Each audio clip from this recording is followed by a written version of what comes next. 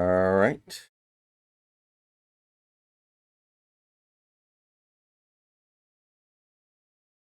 American Truck Simulator.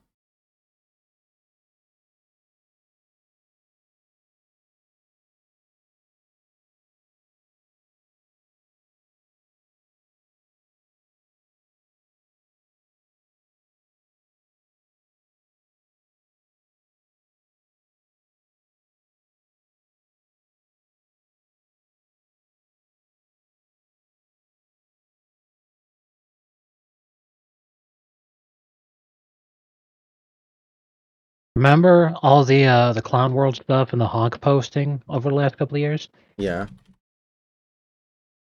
I like this picture right here. This describes how things are going.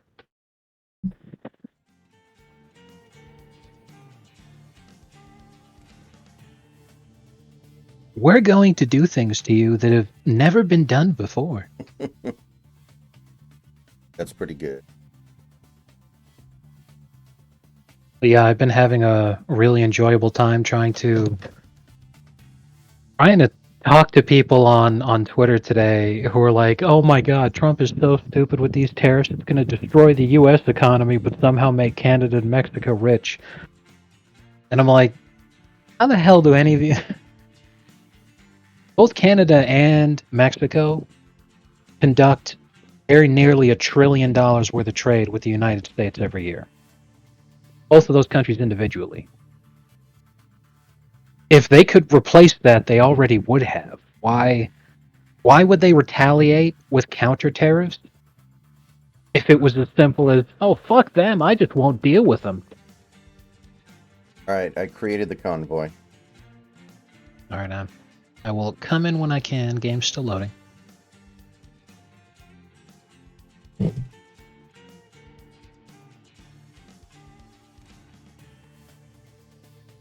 EI hire.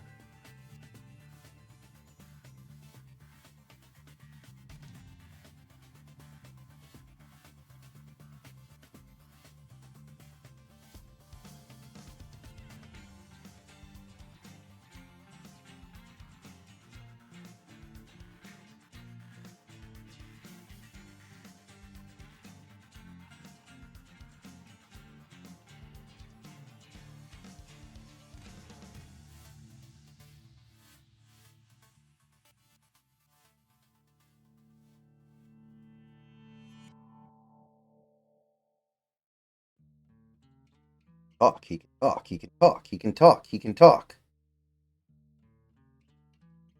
I can sing.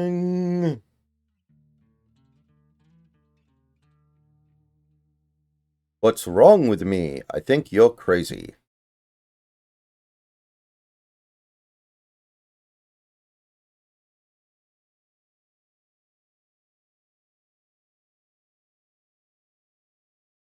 Okay.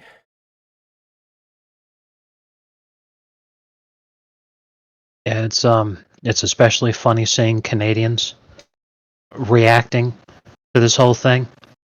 Like, oh man, we're gonna kick so much ass, and we're gonna be so rich off of this. We're gonna kick America's ass. And then Trudeau literally says right after he announces the retaliatory tariffs, he goes, "Prepare for difficult weeks ahead." Literally tells the people of Canada as his last act before leaving office, by the way, we're under siege. Many of you will lose your jobs and have your lives ruined. Vote for my party again in the upcoming elections, please.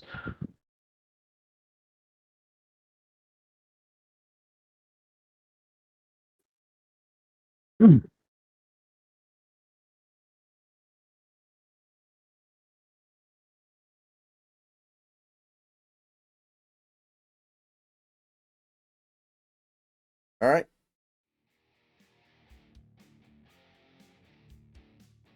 So you go ahead and pick a job. I'm gonna drive so I can take care of some.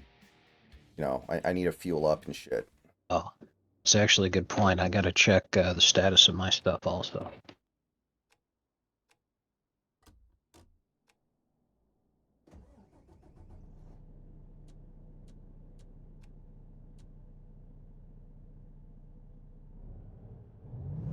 Yeah, when I went to the gym last night, I was talking to the feller there because I wanted to know. I asked him, I'm like, can you check how long ago it was the last time I checked in? And he said, your last sign-in day was October of 2022.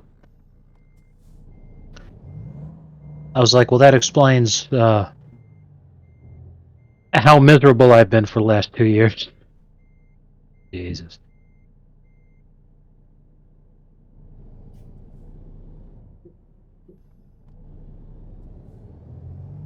Okay. So I'm good on everything. That's good. Jobs, freight market. I am not. I need a lot I of don't even know work. where the hell I am. Oh, we're in Carson City. Okay. How long is that? 1,600 miles? That's not bad. You want to do a 1,600-mile job to Oklahoma? Sure. All right. Let me just get my truck repaired. Oklahoma, where the wind comes sweeping down the plain, and the waving wheat can sure smell sweet when the wind comes right behind the rain.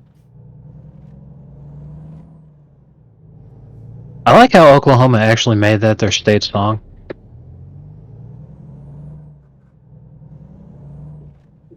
I mean, it makes sense. If you have a hit musical about your state, you kind of just gotta roll with it.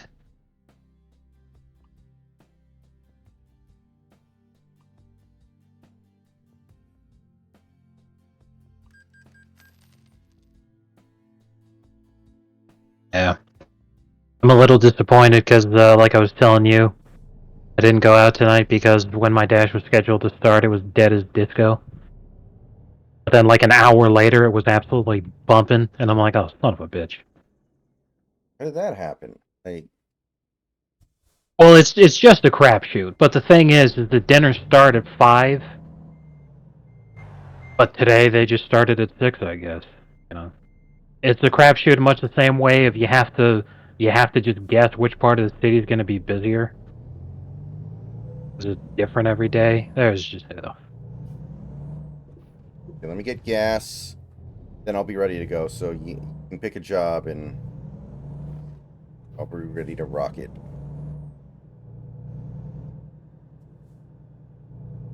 May as well take care of all this before I start actually driving with a trailer.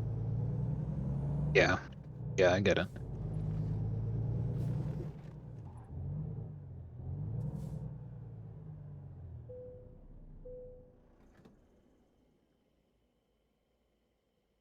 No, every time we play this game, I start thinking of the Irishman because he was a teamster. Yeah. Right.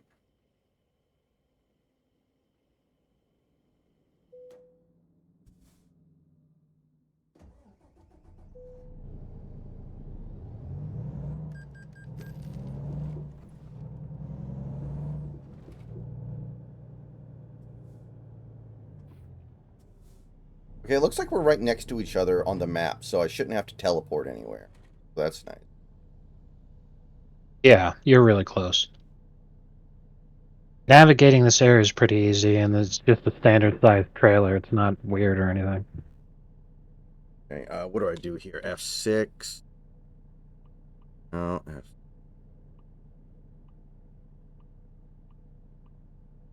Oh, wait a minute. I think maybe Yeah. you and take the same. Good job.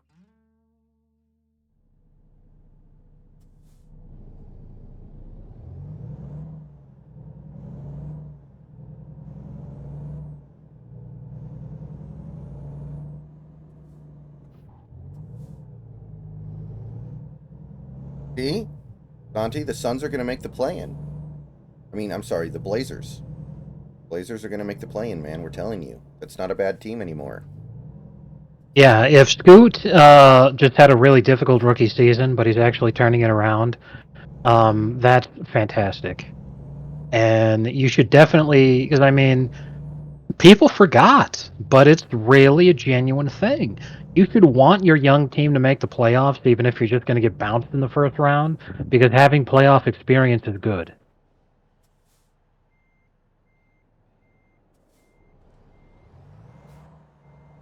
Like, last season when the Dolphins got molested by the Chiefs, that was Tua's first playoff game. But imagine if it wasn't his first playoff game and he'd been there before. You know, you can't sit there and say that they'd magically win the game, but that was close as it was, you know? Like, it was a really difficult game, but it was a difficult game for everybody.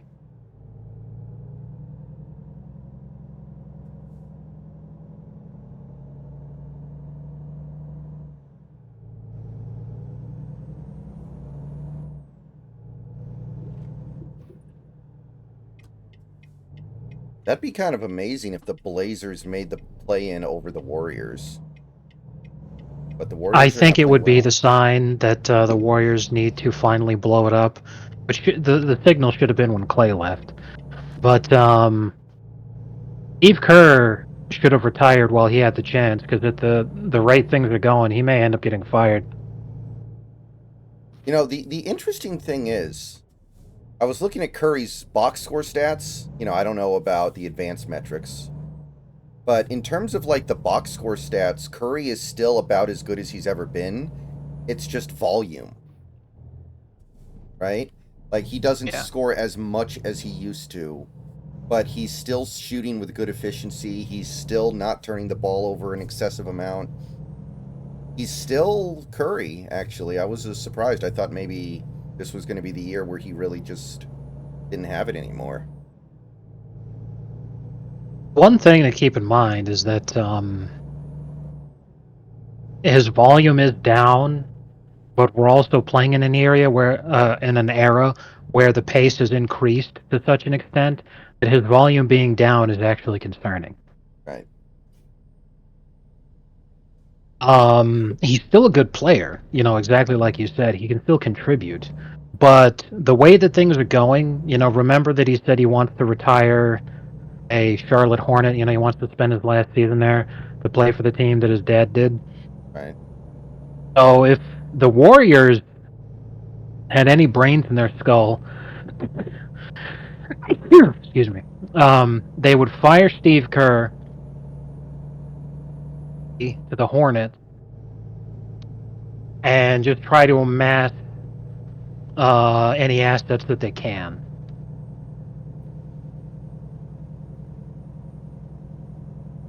Instead, what they were doing is last year they heavily pushed to get a trade for LeBron, which didn't pan out because the Lakers ownership themselves shut it down, even though LeBron wanted it. And this season they've been heavily trying to make, you know, yet another trade. I'm not sure who it was they were targeting. They've been mentioned constantly in the Jimmy Butler trade. So, like, they're still obviously trying one more run, but, like, they lost Clay. It's over. And they're thinking the same thing you are. They're like, look, Curry can still contribute. That means we still potentially have a championship winner here. And it's all like, dude, let the man die. Like, good God. You know, you had an excellent run, but you should know when it's over.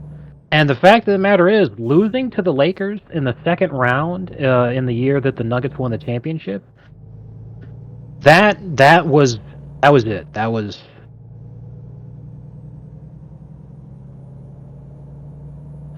like when Reggie Miller tells the story that he knew it was time to retire when they had the very famous ECF against the Pistons in 2004 in a year that many thought the Pacers were going to win the championship. Reggie Miller goes in for a layup and he gets absolutely obliterated by Tayshaun Prince. And he even says, he's all like, yeah, when I got humiliated like that, I literally, you know, I'm on the ground and I'm thinking, I think it's time for me to go. You know, he was offered a 1-year deal with the 08 Celtics and turned it down.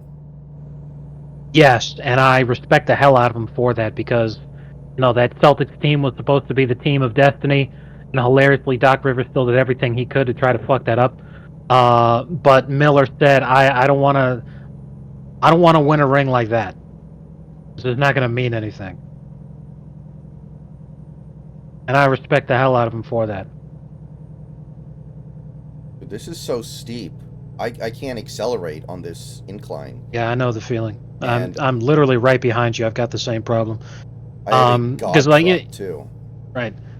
you think about a guy like Robert Horry, won a ton of championships and was a great role player for many championship teams during his career. And I'm sure he was proud and happy to win the championships, but like, do you think those 7 rings mean as much to him as Michael Jordan's 6 rings mean to Michael Jordan? Wouldn't think so. Exactly. Like, Well, there are many players who would kill to have that many rings, without a doubt. But those are guys like Patrick Ewing.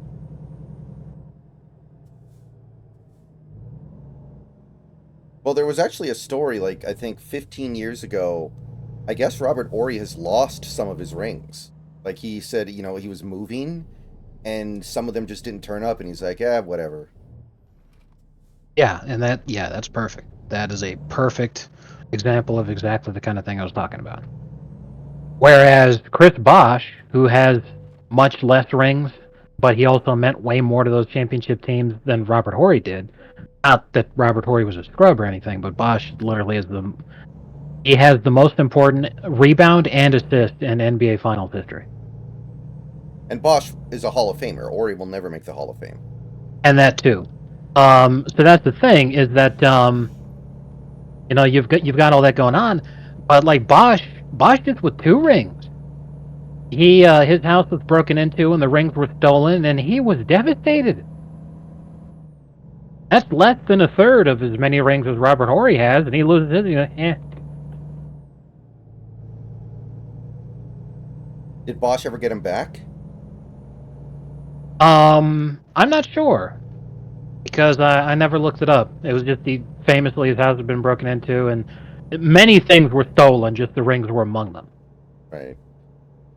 This was during a time period up. A lot of famous people were having break-ins into their house in the Miami area. You would think that would be something that would turn up, right? Because if somebody tries to sell it, it's going to be very obvious. Yeah, exactly. So, like, it might be a trophy for you, but the kind of person who would steal those things can't resist showing it off. And showing it off would be way too conspicuous. You'd get caught. And just like you said, it's also something that, it's not like if you just stole, a regular person's diamond wedding ring and try to pawn that off. Somebody may suspect that it's stolen, but at the same time, there's enough plausible deniability there that, you could, okay, whatever. You try to sell a championship ring? No.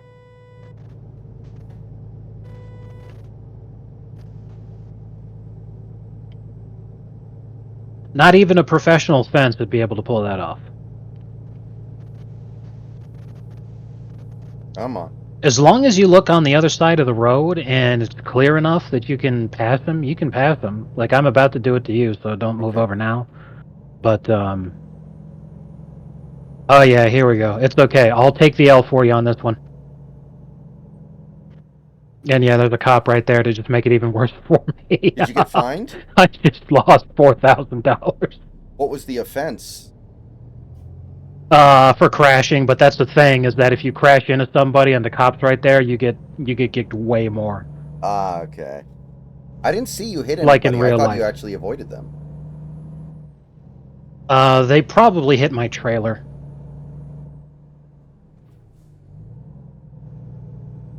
But anyway, yeah, that's the danger to doing what I did, which is that you never know when an oncoming traffic's going to magically spawn in. Right.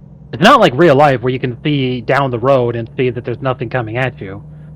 In this game, you can see down the road and there's nothing there, and then traffic just magically spawns in past the draw distance, and you're like, well, fuck me. Like, just nothing I could do. Where the hell are we, anyway? Oh, we're in California right now. No wonder. I know these mountains.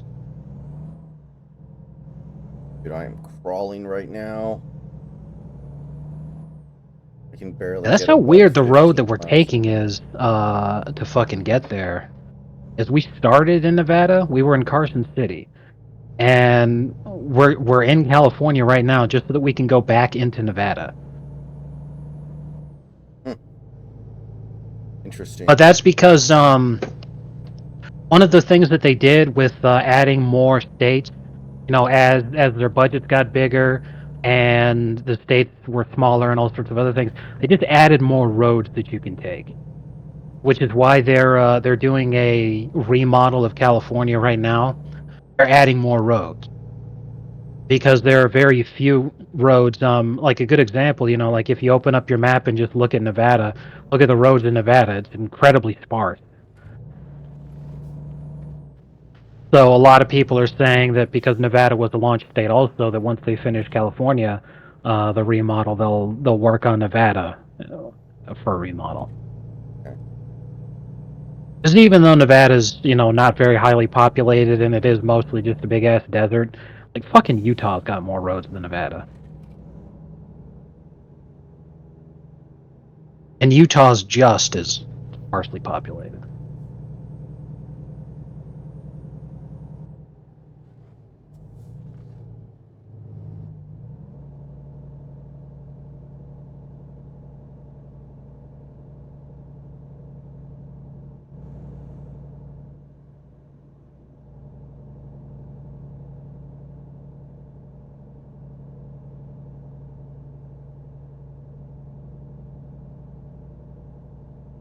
Yeah, my dad randomly felt like watching the original Planet of the Apes.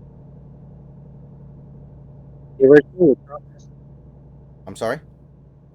The original. Yeah, the original, the one from the 1960s.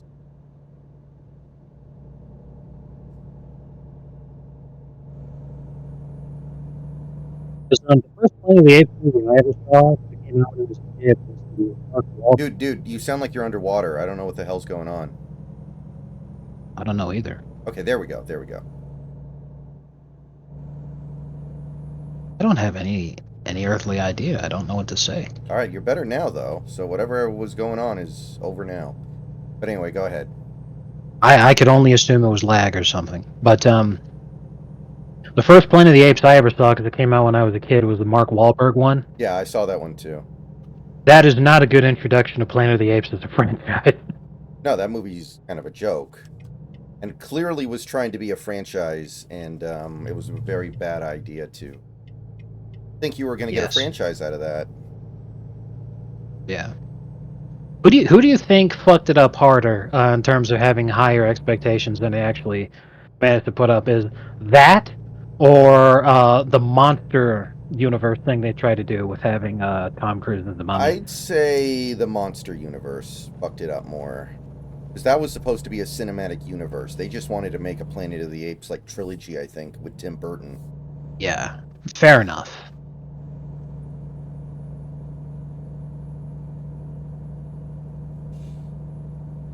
What's really crazy is they had a half decent idea, Yeah. That easily could have worked. It's just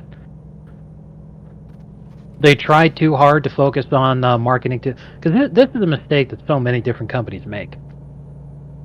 Believing that you're never going to lose your existing consumer base. The only thing you could ever do is just grow your consumer base by capturing new markets. Mm-hmm. But what they did with that is they're like, we will never lose our American audience. But let's market the movie and make it specifically so that we can please Indian and Chinese audiences. And so the American market didn't give a shit about that movie, so flopped incredibly hard. And I just don't understand why big corporations constantly take existing markets for granted like that.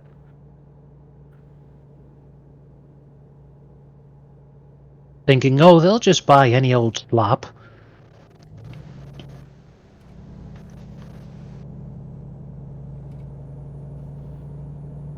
Yeah, remember the ending to the Mark Wahlberg Planet of the Apes? They were trying to like lead into a sequel. Yeah. He makes it back to Earth, but even though it's like the present day of Earth, somehow humanity is replaced with monkeys. Yeah. It's supposed to be that big twist ending, and it was like, what the fuck? Well, maybe they were going to explain that in the next one, but there never was a next one. Yeah.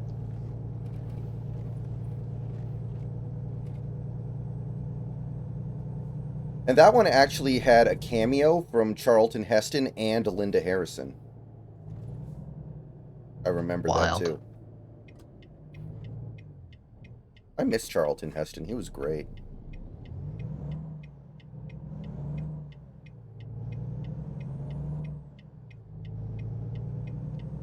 Okay, we just crossed into Nevada. That was the agricultural inspection there. Wait, is that real, Santi? I know they were talking about it. I didn't think they'd actually do it. What? The Florida Democrats just made David Hogg their DNC vice chair. Yes, that did happen. Okay, I know they were talking about it. I assume they were memeing because, I mean, that kid's a fucking idiot. Like, it's very clear. Yeah, and that's the problem. They're learning all the wrong lessons here.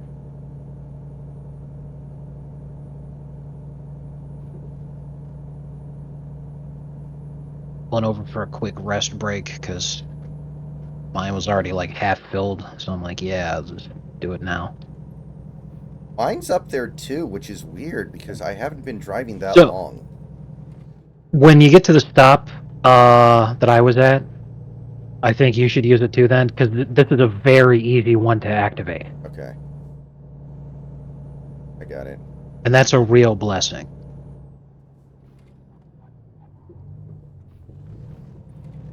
But yeah, the wrong lessons that they're learning from the election is they're sitting there like, oh, okay, well, I guess if the white male vote is still that strong, we need to capture it by having our own white male. And it's all like, I don't think anyone really buys David Hogg being a male.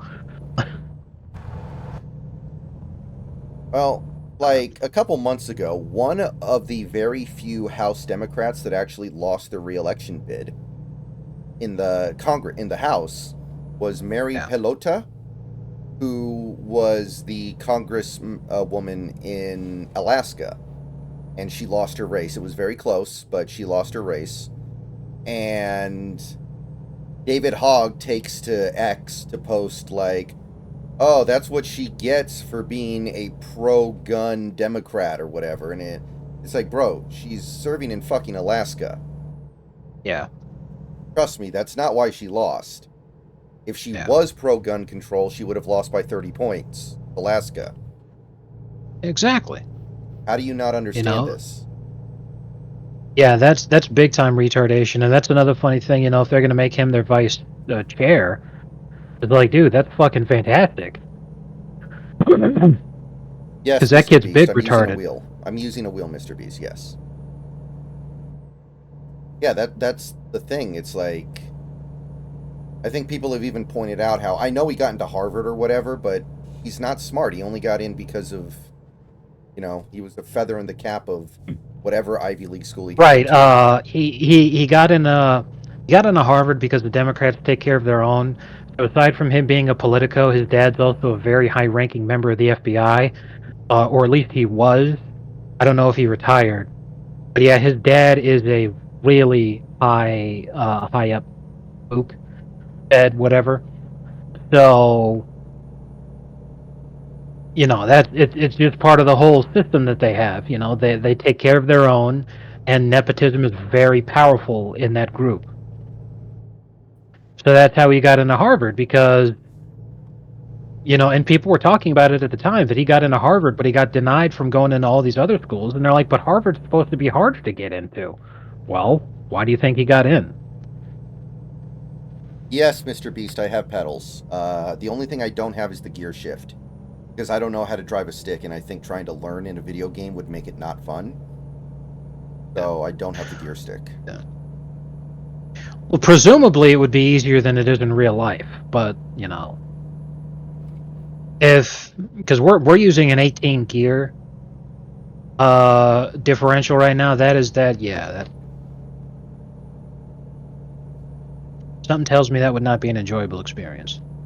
That might be the biggest barrier to me trying to do it in real life, drive an 18-wheeler. I can't imagine shifting those gears constantly. Well, there are automatics in real life, too. Really? I thought that they were stick-only on 18-wheel.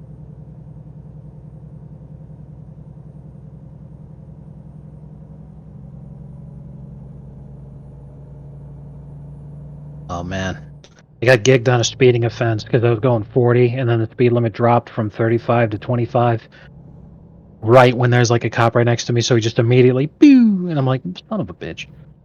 Triple JM, why is Snacks called Snacks? Because that's his username on the internet. Yes. If you want me to explain where I got the nickname from, it's because when I was going up through school, I was a hungry boy, and everybody knew that I was the guy to go to because I always had some extra food with me. Usually, especially right after football practice, fucking everybody's hungry. So I'm like, yeah, don't worry, guys. I got like I'd always have a shitload of stuff on me. So folks started to call me Snacks.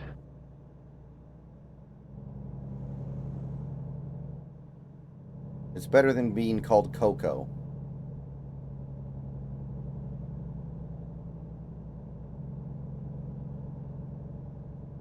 And nobody in this chat's going to get that reference.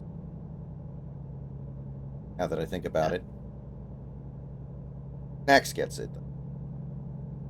Yep. T-Bone is a better nickname than Snacks, though. Oh man, trust me, if I could have. T-Bone's the kind of nickname where like the only people who actually end up getting it though were the guys who do like Kobe did, and they choose their own nickname and just insist everybody call him that. Because that was George's problem, is he tried to create a faked moment where it seemed like he would genuinely just, hey, that fits, we should call him T-Bone. But it was because he was faking it. What he should have just done is he's like, hey guys, you should start calling me T-Bone. And everyone would have said that he's insanely autistic and he'd have been fired. But then he would have been able to have a lawsuit against the company. That would have made for a very funny episode. Yeah, Cable Man. And he could have Newman plays a prank on him and he legally changes George's name to T-Bone or something. Yeah, Cable Man. It's from an old Seinfeld episode where George wants his coworkers to give him the nickname T-Bone. So he spends the whole episode trying to subtly get them to associate him with T-Bone Steaks. But they end up giving him the nickname Coco because of the gorilla. I think it was. Yeah, because that was Coco the gorilla, and they saw George, who was acting like a monkey, so they decided to start calling him Coco. It was really funny. Yeah, they gave somebody else the nickname T-Bone. So I'm looking it up right now. Yes, there are semis that have automatic transmission, but a lot of companies wouldn't use them because a manual transmission for so many years was way more fuel efficient. So when fuel is essentially your biggest cost aside from labor when you're owning a trucking company, that's going to be something that you care a lot about. But a lot of companies are starting to use automatic transmissions nowadays because they're hiring dumbass illegal aliens, like Venezuelans or Haitians or whatever, to do the trucking for them. These guys don't have any fucking clue how to drive a stick shift.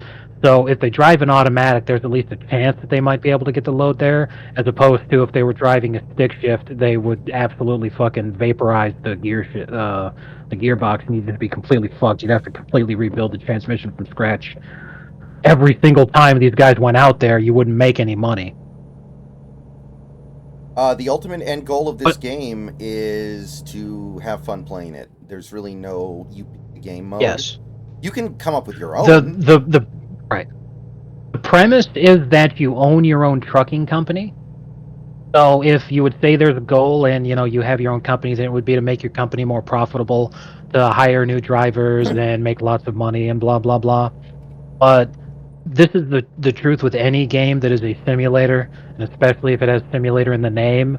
The whole point of it is to have fun recreating the experience of real life activities by playing it in a simulator. So you have American Truck Simulator, and the whole point is to have fun pretending that you're a trucker.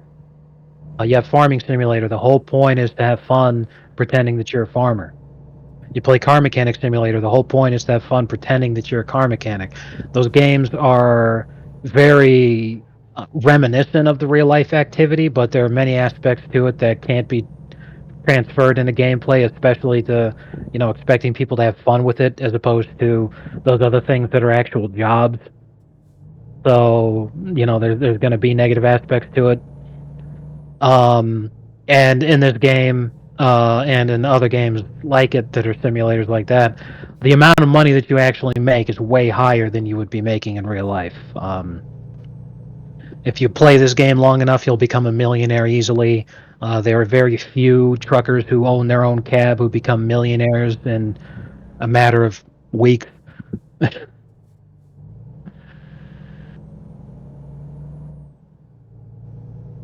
I do wonder how long it takes for these pedals to get worn out, though.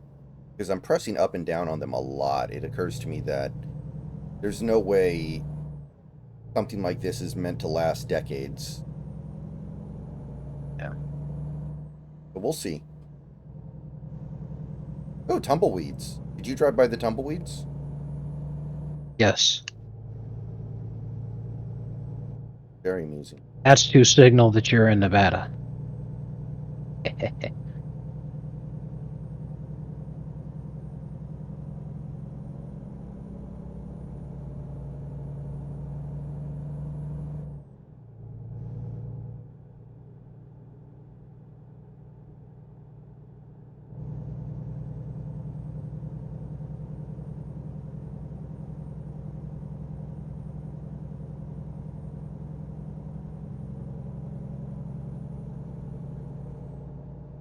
Oh.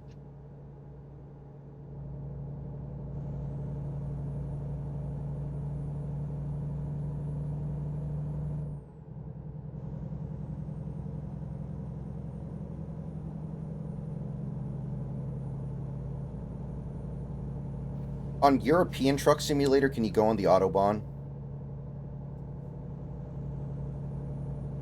I would assume so, because if I remember correctly, just any freeway in Germany is the Autobahn. Is that true? I didn't know that.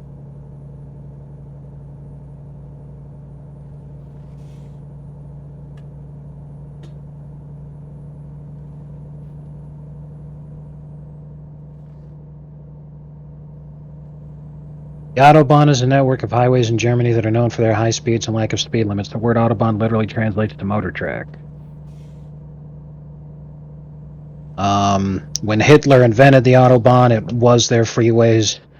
However, because what they're known for is that they don't have a speed limit, they've made it very restrictive. So that people don't just show up and get obliterated.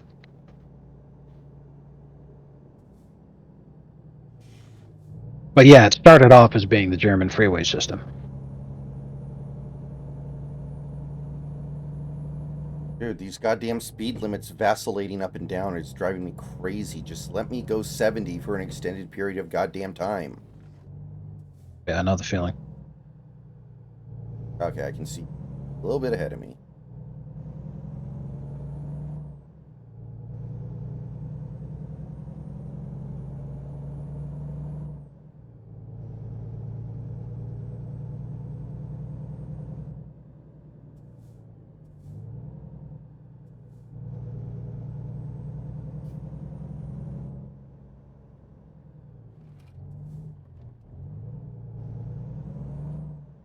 In the Euro Truck Simulator game, they don't have a representation of the Autobahn in the sense of there not being a speed limit, because for game purposes they wanted there to speed limits the same across all European countries. However, the roads that make up the Autobahn are in the game. That's an interesting thing to leave out.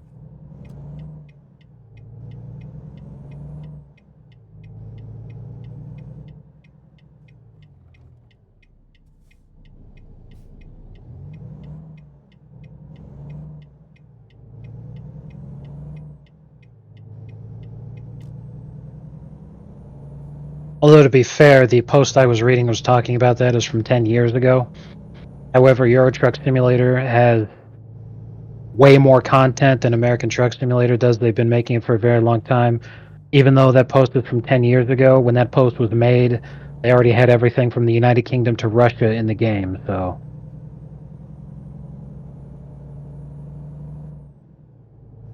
They did like the northern coast of Europe first, where the southernmost European country was France. And then they started adding in Italy, Spain, Portugal, etc. I have no idea how the game's looking these days. I'll have to Google again, but it'll take some time. Yeah, Santi, I saw that actually. Isn't that guy kind of a homo, though? The main character from the Shang-Chi movie?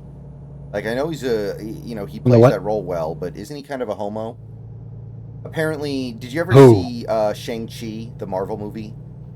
That was basically like a karate movie? Oh, no. Yeah, well, the main character. And apparently he's trying to get a Sleeping Dogs movie made and trying to get a sequel to the original Sleeping Dogs made. Which, I mean, I like the original Sleeping Dogs. I don't mind if a sequel gets made, and I don't mind if a movie gets made, but I think his name is called, like, Simu Liu or something. But I think he's... I don't know. I think he's kind of a cuck.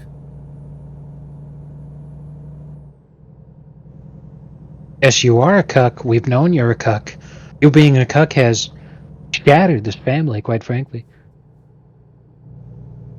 Okay, these are the countries in Euro Truck Simulator 2 right now. Austria, Belgium, the Czech Republic, France, Germany, Italy, the Netherlands, Poland, Portugal, Spain. Oh, no, I'm sorry. I was reading the wrong. That's Euro Truck Simulator 1. Euro Truck Simulator 2 has Albania, Austria, Belgium, Bosnia, Bulgaria, Croatia, the Czech Republic, Denmark, Estonia, Finland, France, Germany, Greece, Hungary, Italy, Kosovo, Latvia, Lithuania, Luxembourg, Montenegro, the Netherlands, North Macedonia, Norway, Poland, Portugal, Romania, Russia, Serbia, Slovakia, Slovenia, Spain, Sweden, Switzerland, Turkey, and the United Kingdom. Interesting omission. Because the company that makes these games is Ukrainian, they don't have Ukraine in the game. Is it because it's a war zone right now that you wouldn't want to drive any truck through? Well, Ukraine's never been in the game. Interesting.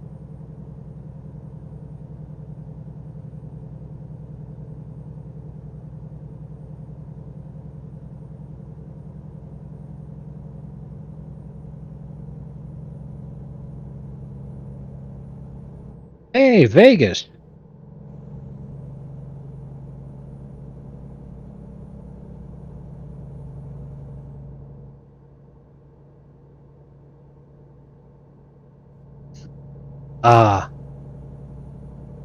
Famous landmark of the Las Vegas skyline, the Ferris wheel. There's a crashed airplane in the middle of the road. Wait, really? Yeah, I've never seen that traffic event before. I came across a traffic event earlier, but it was a truck that was carrying a trailer load full of dirt that had upturned. Huh. Not a crashed plane. That's amazing. I wish I got that one, bro. Seriously. I mean, it was like a little 4-person plane. Probably it was a little one. Well, I mean, yeah, it's little, but like that fucking 6-person plane that crashed in Philly yesterday looked like a nuke going off when it hit the ground. Right. Geez, that's actually very timely right now that they have a traffic event with a crashed airplane right now.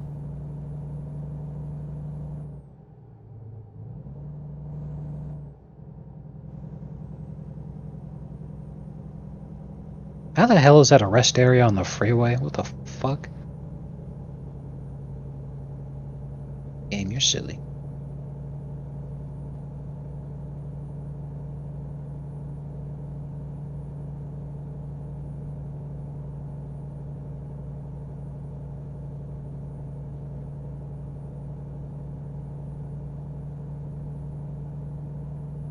Oh, Sham got hacked? I'll check it out later, Santi. I'm sure they'll post screenshots all over the NBA Memes Twitter account. Is he shilling a shitcoin or something? Yeah, that's like 99% of the time someone gets hacked these days.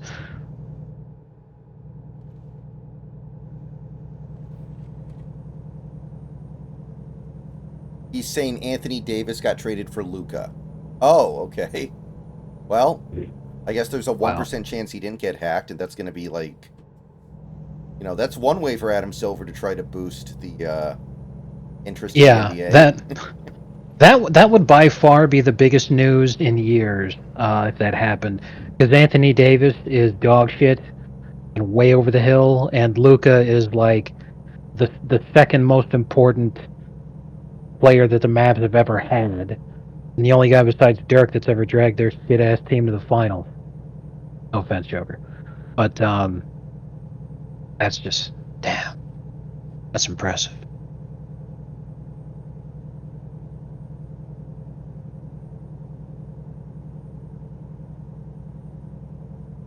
Remember the days when people would get hacked?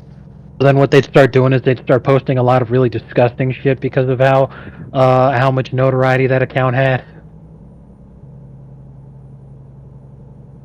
I miss those days. Somebody hacks Shams, they should be like, breaking news, new sex tape of Anthony Davis is leaked.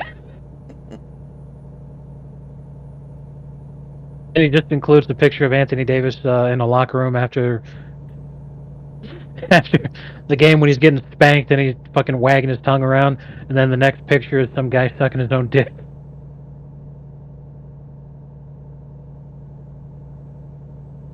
Oh man, that'd be hilarious. Damn, I think the boat's already sailed on that one. Guys lost 33 matches in a row by knockout. Definitely has CTE. It's a miracle we can even talk to him right now, man. Exactly. Tim, there's no way we can help this guy.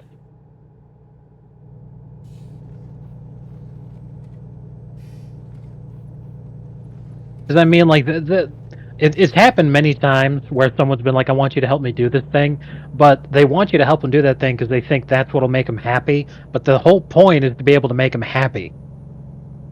Right. So they're like, "I know what'll make him happy. Let's get him a win." And it's not like, no, what actually ended up making him happy was introducing him to a brand of adult diapers because he's completely lost control of his bowels after all that CTE. Yeah. And what about the time they decided to help Shinji by getting Asuka to kick him in the balls? Oh man, that was fantastic. You love to see it. You just sign some documents saying that we failed to make you smile, and then do whatever you needed. Then do what you gotta do, man. What about that? I mean, that's pretty cool, right? What, that ant? Yeah. I mean, it's kind of cool, I guess, but it's not really helping me feel any better. Yeah, I didn't think so.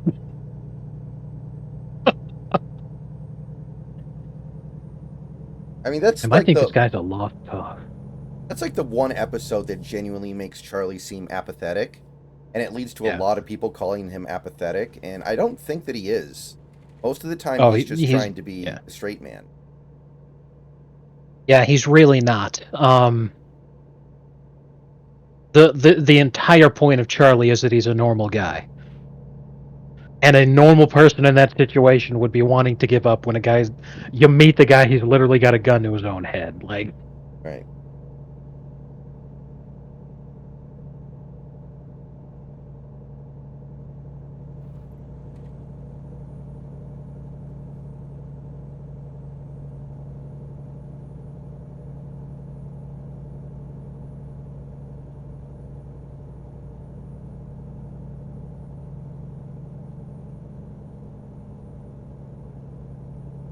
Wait, Santi, you're shitting me, right?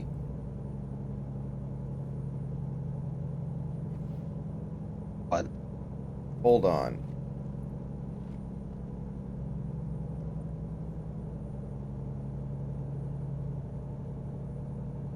I'm not seeing anything about it on X, Santi.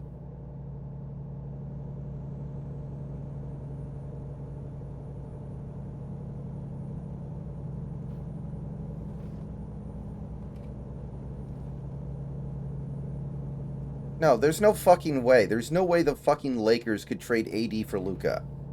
No, that cannot possibly be fucking real. I don't believe it. Like, Yeah, why would the Mavs want to blow it up? There's no reality where, like, they're not going to decide to make Kyrie the guy overnight and think that a Kyrie Anthony Davis duo is going to be what gets them over the hump. And there isn't even a hump in the first place. They literally made the finals last season. They're not doing as well as they'd hoped they would this year, but that's because of injuries, not because everything fell to pieces. Okay, well, let me know what you hear, Santi. If I would assume that if this happens, Adam Silver stepped in and like forced the Mavericks to make the trade. Yeah. Because he's trying to boost interest in the league again, and LeBron playing Right, well, Luka would do that. But here's two things are going on right now. This makes even less sense because the Mavs are struggling to make the playoffs, and Anthony Davis is injured right now. He got injured a few days ago. And number two is the other sources that are reporting that this trade happens, they're sourcing Shams as being the source for reporting on it, but he's been hacked. Yeah, listen to this. It's a 3-team trade. If it's actually real. Lakers get Luka Doncic, Maxi Kleber, and Markieff Morris. Mavericks get Anthony Davis, Max Christie, and the Lakers' 2029 first-round pick. The Jazz get Jalen Hood-Schifino, the 2025 Clippers second-round pick, and a 2025 Mavericks second-round pick. Okay, No one's winning that trade. That's the worst trade I've ever heard of in my life. There's no fucking way that's real. Yeah, this has to be like literally the Mavericks give up Luka, who's one of the 3 best players in the league, and get nothing. Like, they didn't even get like 8 first-round picks or anything where it would kind of make sense. The only way this could make sense is if Luka behind the scenes is like a super cancer who straight up demanded to be traded. In which case, Kyrie has got to be looking like dog shit right now because of how many different teams he's blown up. But if this is real, this is the worst trade I've heard of in years. Yeah, this makes basketball reasons look like a fucking cash considerations trade. Yeah, that was actually a good trade. Especially compared to this. Oh my god, I just got the ESPN notification for it. Yeah, I just got an ESPN notification for it. Oh my god, is this actually real? Well, again, they're just sourcing the Shams report. I gotta fucking check some shit out myself. This is insane.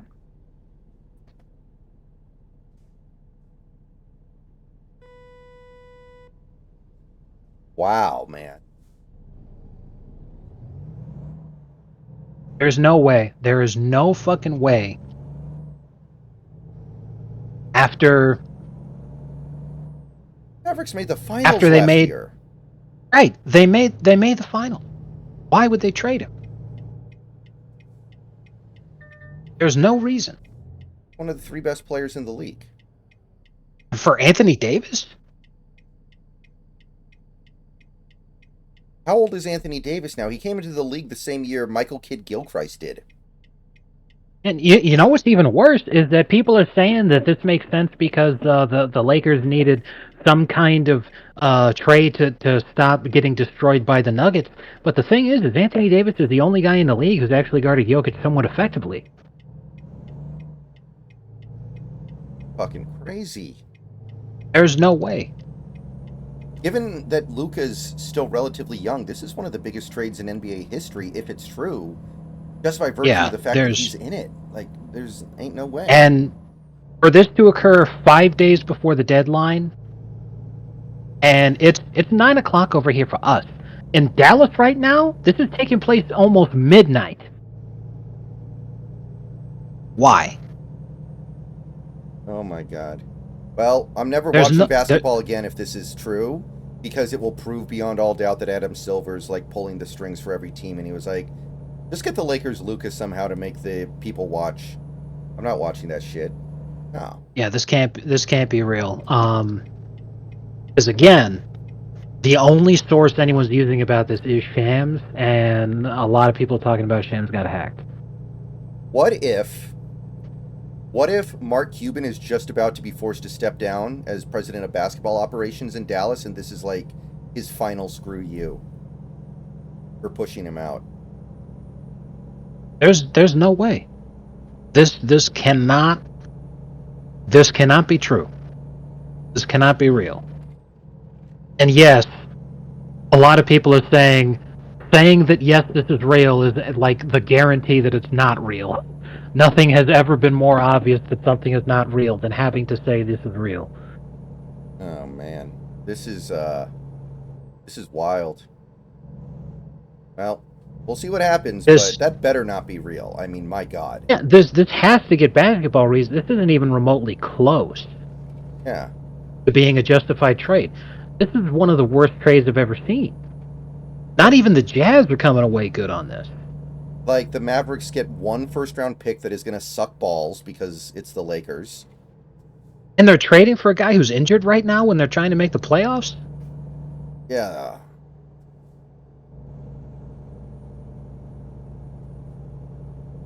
This can't be real. Okay, I'm seeing the Shams tweet right now. And it did indeed blow up. It has 13 million views in 15 minutes. This is the stupidest. If this is real, then the Mavericks traded the second best player that they've ever had in franchise history and a generationally good player for a first round pick and a broken down guy who's in his 30s.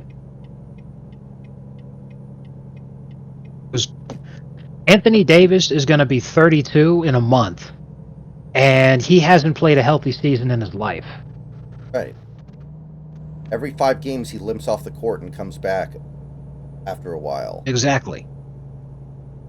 There's no fucking way. This cannot be real.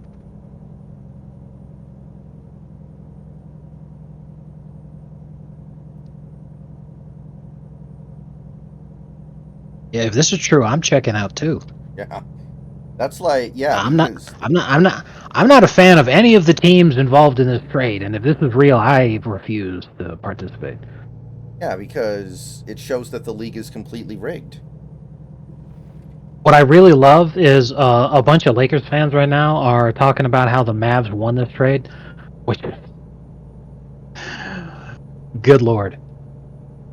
Has Luka been like shitting his pants at half court every game for the last couple months and I just don't know or something? Just been unleashing massive diarrhea on the logo? I don't know what the fuck is going on. This is unbelievable. Oh, Luka's injured too. So, injured Luka for injured 8. I didn't even know you could trade injured players, actually, now that I think about it. I thought they had to pass a... Oh, literally all of the top trending on Twitter right now is just about this.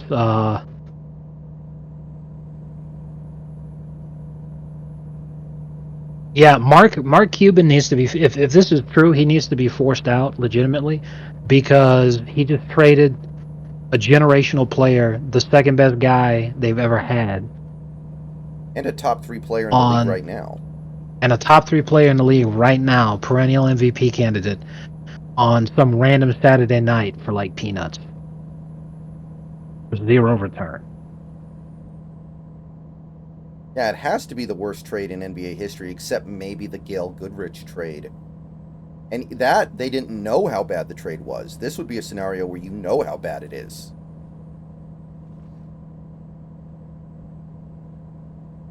The only way this makes any sense is if behind the scenes Luka was like demanding out.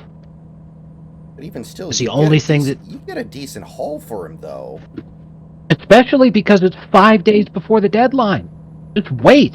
Teams panic before the deadline, and players like we saw with De'Aaron Fox. Look, how long ago did Jimmy Butler request a trade? Did he announce that he wanted to get out of there? These rumors were circulating in fucking December.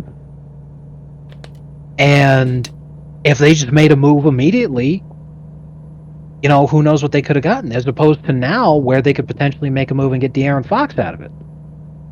That's much better than just trading him for shit. Just to get rid of him. Oh, Santi makes a really good point here. What if this is a Deshaun Watson situation where he's a massage parlor enthusiast and the Mavericks are just trying to trade him for something before it all comes out. Before the story breaks, yeah. So there's 3 ways that this would make sense. By the way, I just alt-tabbed so that I could look all this stuff up, but you kept driving. You're way the fuck ahead of me now. I'm still 1,040 miles behind. Yeah, you're only 100 or away miles from back. the- It's fine. You're fine.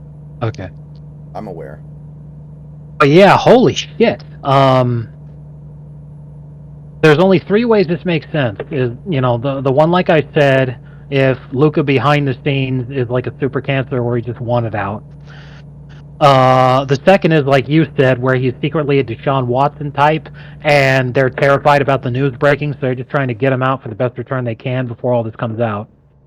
Number 3 is that apparently, because you said that Luka's injured too, what if the injury is way worse than it was anticipated? So they're just trying to ship him out for anything they can get. Yeah. You would think the Lakers would be aware of that and be like, wait a minute here.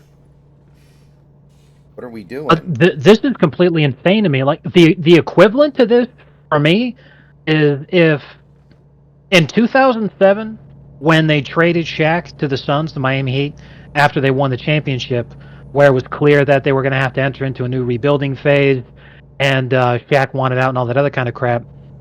If instead of doing that, what they decided to do instead was to trade Wade,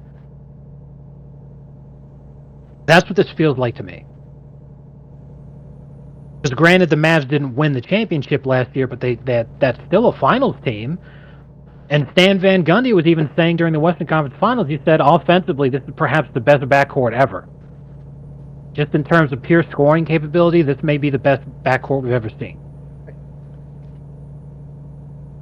And the only argument anybody had was Clay and Curry, so at the very worst, it's top 2.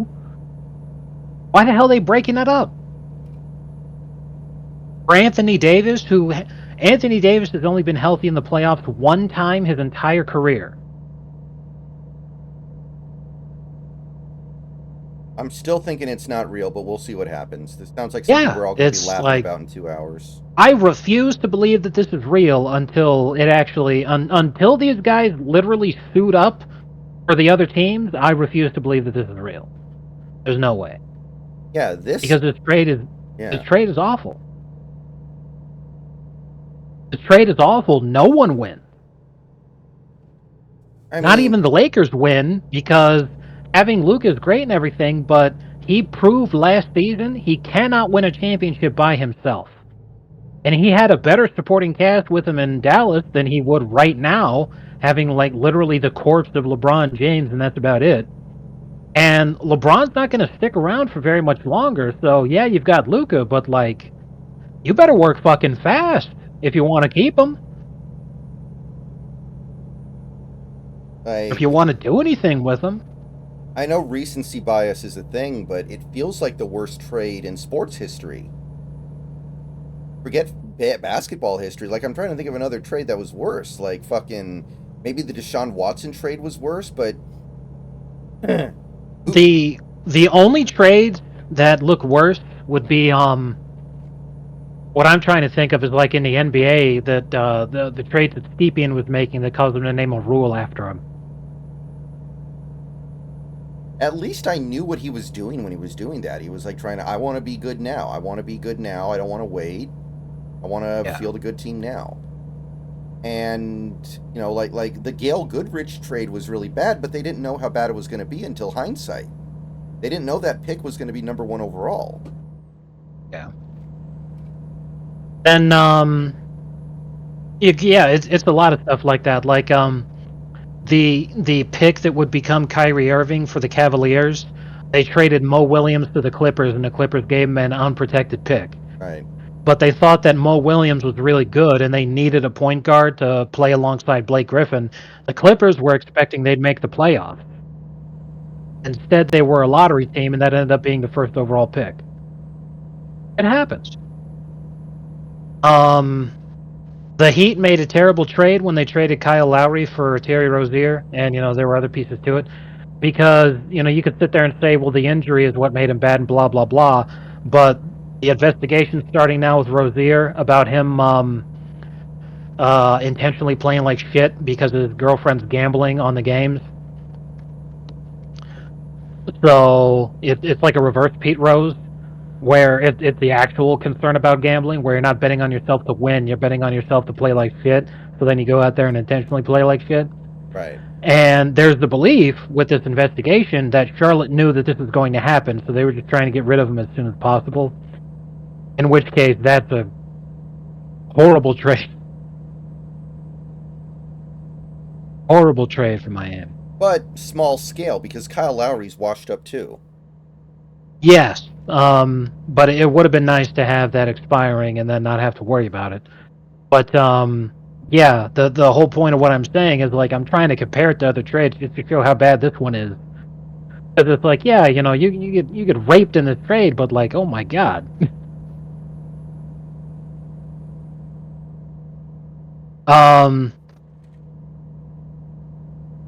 I could compare it to the Blazers last year when they got Drew Holiday out of the Lillard trade, and then they gave him to the Celtics for peanuts out of spite. Right. But even then, it's not like he made a bad trade because he was retarded. He made a bad trade on purpose because he was literally spiting both the Bucks and the Heat because of everything that happened with the Lillard saga. And he was all like, you know what, fine, fuck you. I'm just going to make sure that the Celtics win the championship this year. And he didn't give away a 25-year-old MVP candidate. Yeah, he gave away a Lillard who had perhaps the worst contract in NBA history if you don't win with him immediately. His contract is backloaded as fuck to the point where he's going to be 38 making $70 million a year. That's just awful.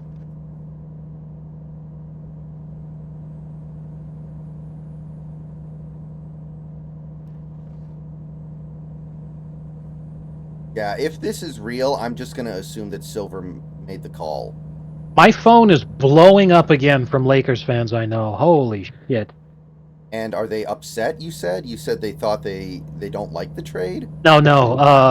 The Lakers fans I know are like, holy shit, this has got to be the most rigged trade I've ever seen in my life. How did we get Luka out of this? What happened?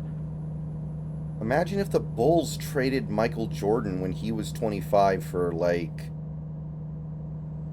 fucking Bill Laimbeer and 1 first-round pick. My God. Or Brad Dartery, or whatever his name was. You know who I'm talking about. They just trade Jordan to the Celtics for Robert Parrish when he's like 43. Yeah. Wild, man. I'm so happy I was able to be on stream when this may have happened. Holy shit. Yeah, you gotta make a video about this, if it's real.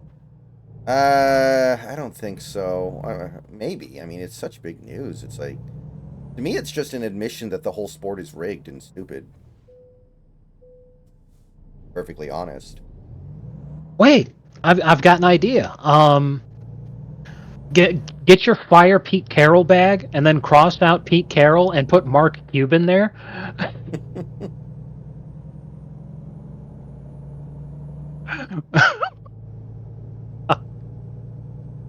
Oh man. Imagine if the Cavs traded LeBron right after he took the team to the finals in 2007 for like exactly. In Wallace. 2008, trade LeBron to the Suns for Shaq. Or trade him to the Pistons for Rasheed Wallace. Oh god, that's basically like what the fuck? That is unbelievable. Okay, Tim McMahon on ESPN via X. The Mavs had major concerns about moving forward with Luka due to his constant conditioning issues and the looming commitment of another Supermax contract extension this summer. Dude, who cares about the fucking Supermax? The family that owns the Mavericks literally gave Donald Trump $100 million just to say that he likes Israel. And then they gave him another $100 million to get it. For him to say he likes Israel again. Like, they're not poor. Yeah, if they're gonna fucking say that this was the money move, when first of all, you know, the NBA contracts are what they are. You know, you just have to deal with it. Like every team is dealing with this now. You're not immune. Number one. Number two, Luka is definitely worth it. Like you're complaining about fucking conditioning issues, really? He's not fucking Zion Williams, bro. Like, oh God. Oh man. Braga, you don't know that Mark Cuban doesn't own the Mavericks anymore? Or at least he doesn't have a controlling interest in them anymore?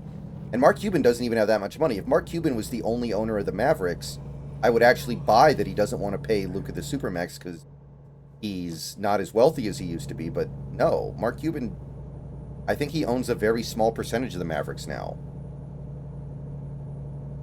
I can't believe this. Because if that tweet's coming out talking about Mavericks owners are now justifying why this happened, then that means it's real. Yeah.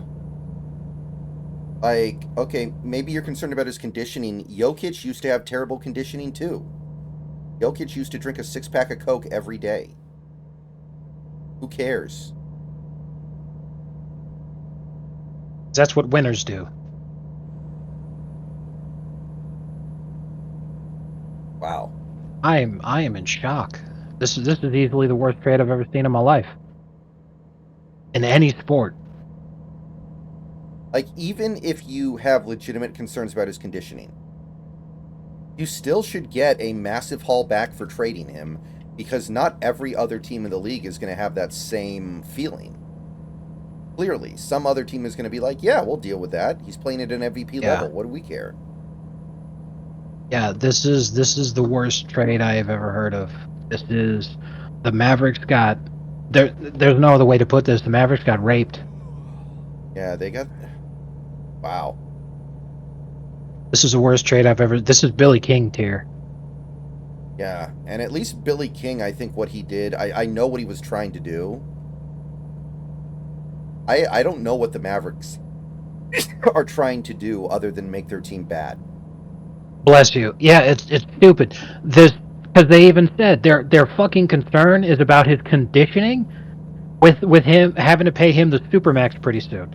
They're literally just saying that they're cheaping out. That's why they're picking up Anthony Davis because he's going to be done pretty soon and all that kind of shit. They're not going to have to pay him and all this. But like, what the? Wow. That's what they're saying. Is they're just going to let Anthony Davis expire because they don't want to pay people. Like, After they make the finals, imagine if they're just going to. Yeah, the Bills traded Josh Allen for fucking...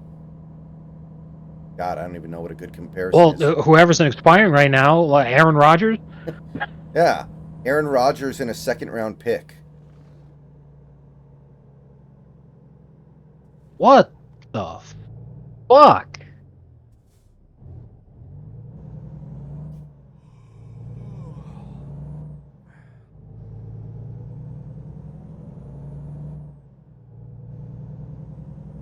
Yeah, I think this is the worst trade since Babe Ruth.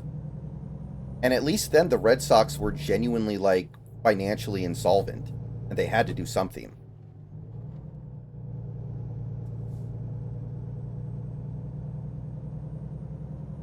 Yeah, I can't believe this, bro.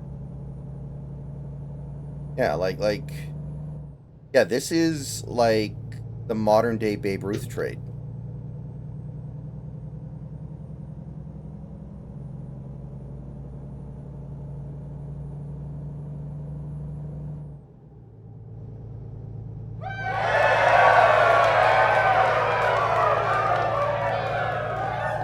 Venom Main, welcome to the stream. Thank you for the follow. Yeah, I am in.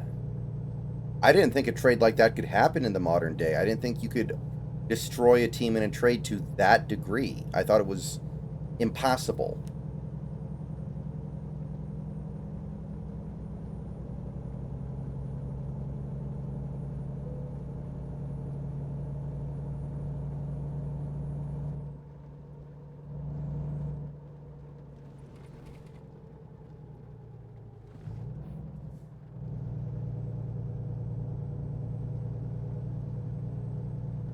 And like, what are the Jazz doing in that trade too? Like, they didn't give up much and they didn't get much. They're just like dangling around in there.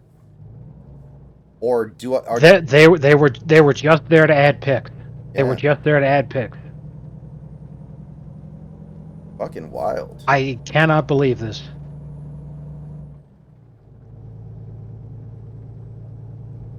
I'm trying to think. Like, I remember being on the internet. Like, I was on the NBAP during basketball reasons, and people were like, "Whoa, this is a big trade," but it wasn't like this.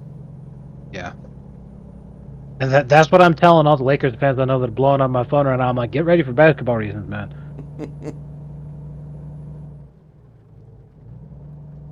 Imagine the Celtics traded Bird to the Lakers after making the finals. Kind of.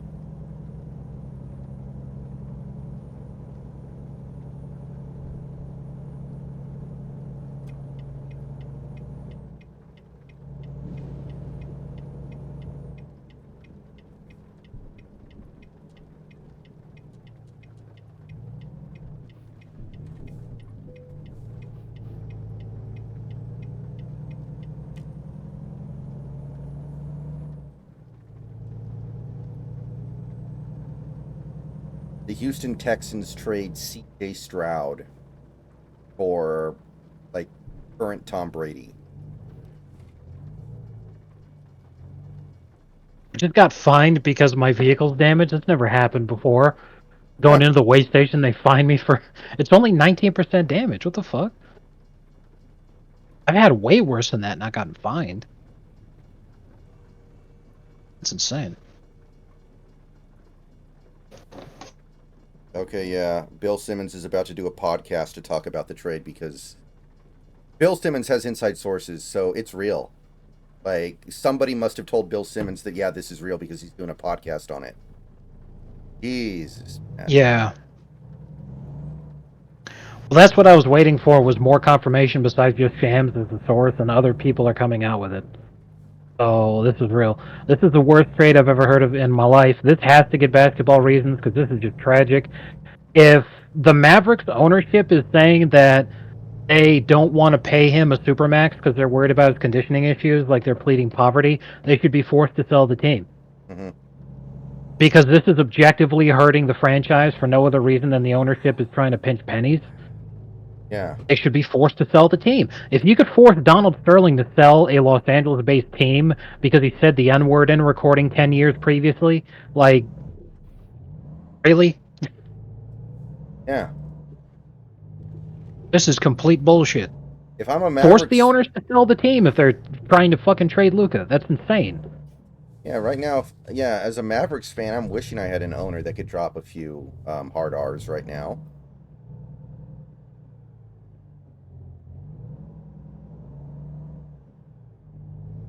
Yeah, I would not at all be surprised to see Mavericks fan attendance. This is literally going to end up being the biggest drop-off we've ever seen in the history of any professional sports league, from a team that made the championship series the season previously to the season following, in terms of viewership, merchandise sales, and attendance at games. Mm-hmm. And I'm going to say it again. This is yeah. I'm going to say it again. The Mavericks owners gave, like, literally $200 million to Donald Trump's election campaign. Yeah. And this isn't even the right business move to make either.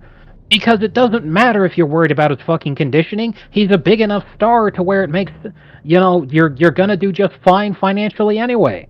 Like, imagine if the fucking Dodgers tried trading Shohei. They're like, I don't know, I think he likes gambling too much. Really? Being an international megastar and having billions of dollars in revenue from just him by himself, that's apparently not worth it to you? Yeah. The NBA's losing money, so the Mavericks are like, hey, I've got an idea. Why don't we trade the only guy who's actually bringing in a profit?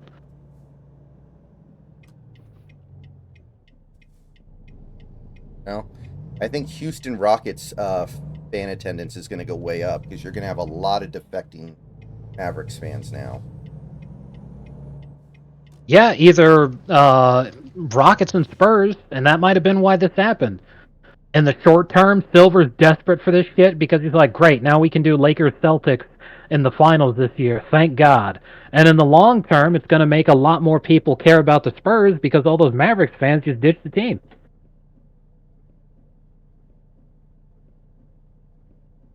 But if he really wanted to help the league, instead he would basketball reasons this shit and make people think that Silver actually gave a fuck about the health of the sports league that he commissioned.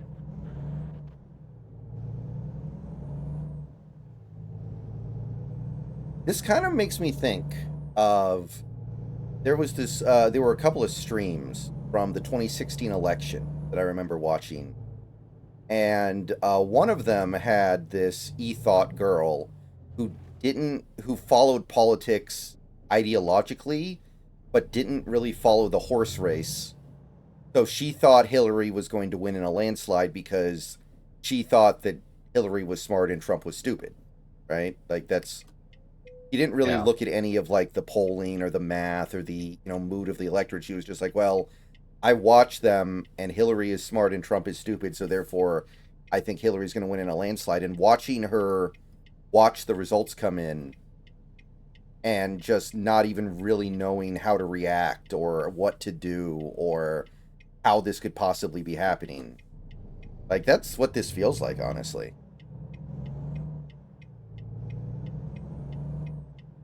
Wild.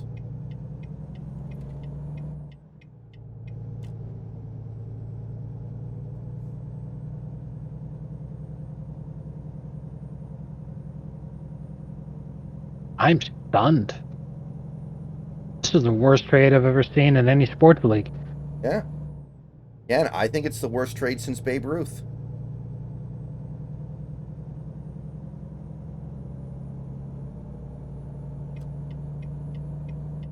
Maybe Deshaun Watson's worse, but I don't think it is.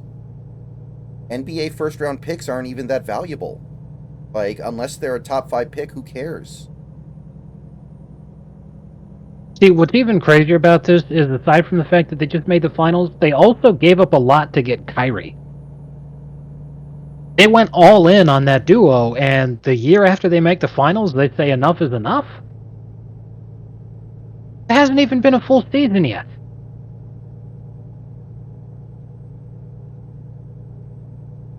It's been 6 months since the fucking finals.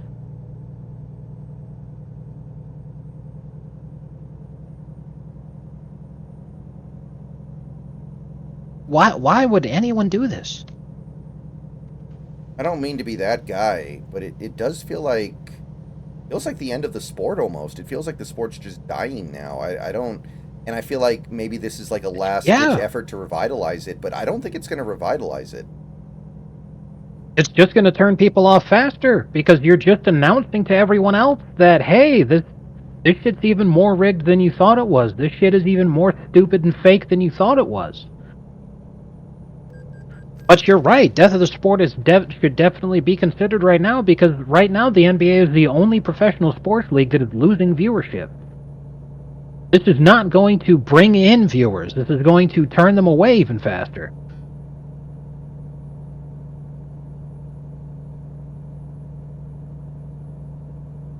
Unbelievable.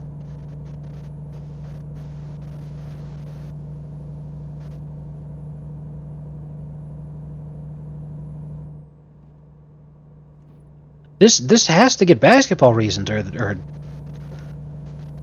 because like this is actually a great time to bring it up too. KG on the podcast thing that he does with Paul Pierce, like YouTube show or whatever the fuck it is. Yeah. He was actually talking about the Jimmy Butler situation, and he said this shit right here is how you're going to end up with having non-guaranteed contracts in the NBA. You know, for decades, I and many of the players who came before you fought very hard to make the NBA Players Union one of the strongest player unions in any professional sport, so that all of your money is guaranteed. And it was bad enough when Ben Simmons was doing what he was doing, but you doing this now is exactly how you're going to end up with non-guaranteed contracts. We're going to get a lockout over this because of the way that you're acting, and it's completely unforgivable because look at what John Wall did. The Rockets had a very similar situation where they just didn't want to play him anymore, so they said to him, hey, we're just going to bench you. But if you're quiet and you don't distract the team or nothing, you just take it like a man. You get to sit at home and make all the money on your contract for doing nothing. You get to sit at home and make $20 million a season for free. And John Wall said, sounds good to me, and he just did exactly that. Didn't say nothing to nobody, didn't make any complaints or say any shit. He just rode his days out like a man, and he just did what you got to do, because that's what helps the players. And what does not help the players is doing what Jimmy's doing right now, where you're going to get another lockout out of it. And between that and this trade, KD's exactly correct. Ownership right now is looking at this and what Jimmy Butler's doing and everything else that's going on, and they're saying we need to revisit how things are done right the fuck now. I expect a lockout next season. So 2013 and 2016 were like peak NBA years, I guess. And we're Yes. never going to get better. Exactly.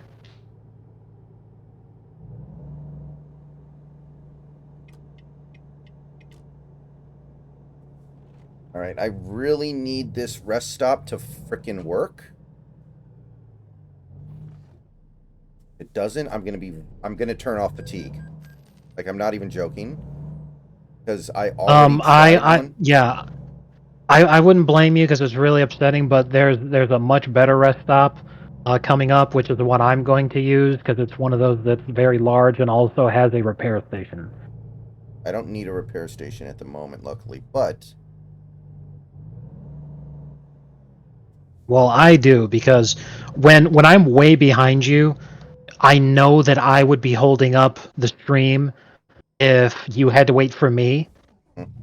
Because if I'm way ahead of you, then only I have to sit here. The stream continues to see your gameplay, which is the gameplay that matters. But if you're waiting for me, then you just sit there. And then the stream's held up and it's bad. So when I'm way behind, I floor it. But when you've got the pedal to the metal in these things, they don't handle all that well when they're going fast. You know that. So anytime a sharp turn comes up, I smack into the barrier. I'm sitting on 24% truck damage right now. right. Because ever since I tabbed back into the game after looking up the details on this trade, I haven't been below 80 miles an hour. Well, you can slow down now because you're ahead of me. I just saw you pass me. You can drive normal. Well, yeah, but I need that rest stop that I was telling you about because I also need to repair my truck. So that's why I'm continuing to floor it, because I'm going to be stopped for a while I get the service done. Luckily, that station did work for me. I still need gas at some point, but we'll worry about that later.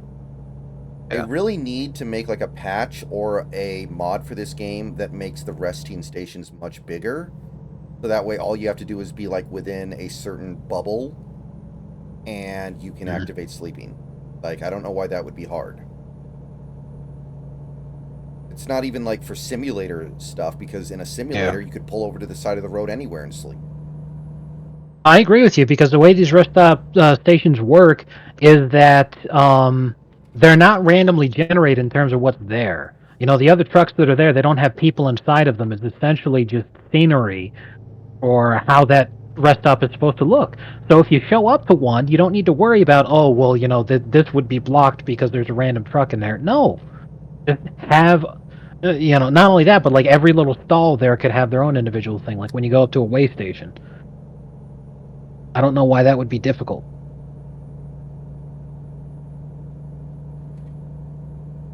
And also think about it like this. You're not even taking a nap. You're getting a coffee, which you could just pull over to the side of the road anywhere, turn around, and make your coffee, assuming you have a coffee machine in your... which I'm assuming some people do. I'm assuming some people make coffee in the truck. Well, yeah, because like as long as you had the electricity for it, and there are, I know from my time in construction, like Makita does one where various power tool manufacturers, in order to explain why this works, I got to explain this. A lot of them, essentially, when you buy their brand of power tool, you're not buying the tool itself so much as you are buying the battery platform. because the important thing is that those batteries carry over for other things.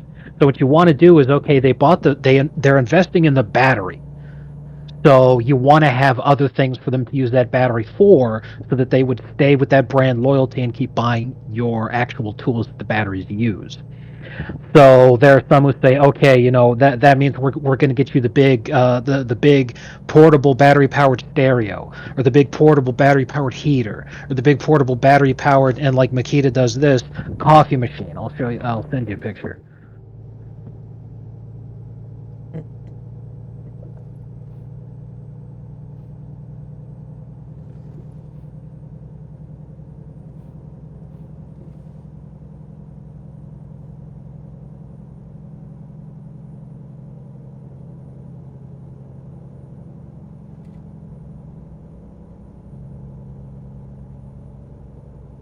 But yeah, as long as you had the batteries for it, you could easily have that thing running in your back seat.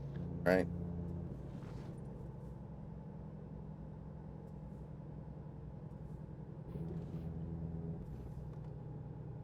Hey, there.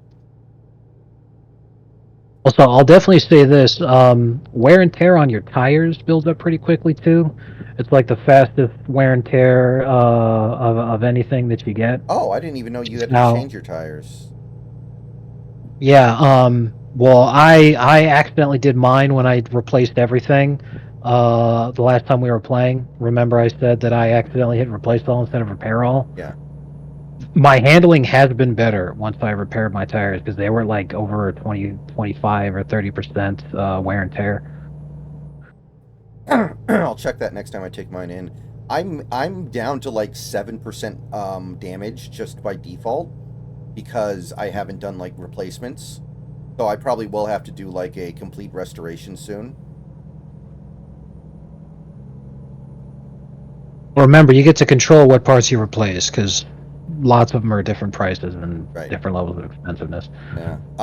Replacing your engine is going to be very expensive, but replacing your tires, not so much. Yeah, Six Flags. This is much worse than the Mariners bringing back Garver and Polanco. That's just, a team trying to cut costs, which most baseball teams do that. This is the worst trade I've ever seen in any sport ever. I said earlier, and I stand by this, I think it's the worst trade since Babe Ruth. Yeah. Like, there's no upside here.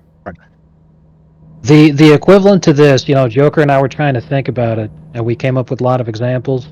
But the one I think is best is if in 2008, oh my fucking god, AI just crashed into me right after I finished repairing my fucking truck. I'm mad as hell now. Because I was making my turn, and when you make your turn, you have the right of way, and everyone's supposed to stop and all this shit. No, you just kept fucking going. Anyway, the equivalent to this would be in 2008, the year after the Cavaliers made the finals with LeBron, after a heroic Eastern Conference Finals performance against the Pistons. And then they unfortunately got swept by the Spurs in the finals, but that series was actually much closer than people think it is, looking back on it now, because they just see the sweep, but they don't see how close the games actually were being played in the moment. If the Cavaliers traded LeBron to the Pistons for Rasheed Wallace, that would be about as bad as this one. Yeah, it's unreal. Luke is incredibly young. Anthony Davis is over the hill and unable to stay healthy. This is terrible. Imagine if the Chiefs won one Super Bowl with Mahomes, and then the next year traded him to the Buccaneers for Tom Brady when Tom Brady was 44. To be fair, Brady still would have won the chip. No, but this is so bad. I can't believe it. Yeah, it's real life. How do you fuck up this bad? Hey, I see a fuel station coming up, and it's the last one for a while, so I'm going to have to hit it.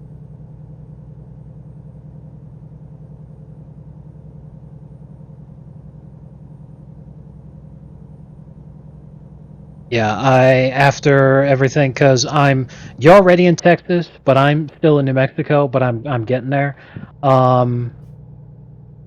We have a really large capacity gas tank, and I I just slept. I just refueled. And even though somebody hit me, it's only 3% damage that I have on my truck. I'm not going to stop. I'm just going to keep going until we get there. All right, let's get some gasoline.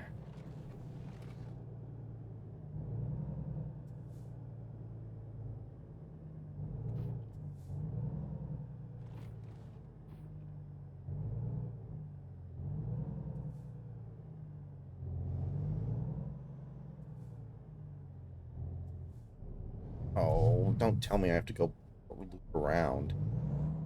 I know that it's realistic or whatever. I really wish they would make the gas stations and the rest stops easier to maneuver in the freaking... Yeah, having to navigate them with a trailer just sucks. That's why I specifically try to go to the larger ones that seem like they've been built with having a trailer in mind. Mm-hmm. I hate going to the ones that aren't like that. That's just so shitty. All right, we're going 90 miles an hour. Let's go. Hopefully, I'll, if I can maintain this pace, I'll be in Oklahoma before the sun comes up. Right.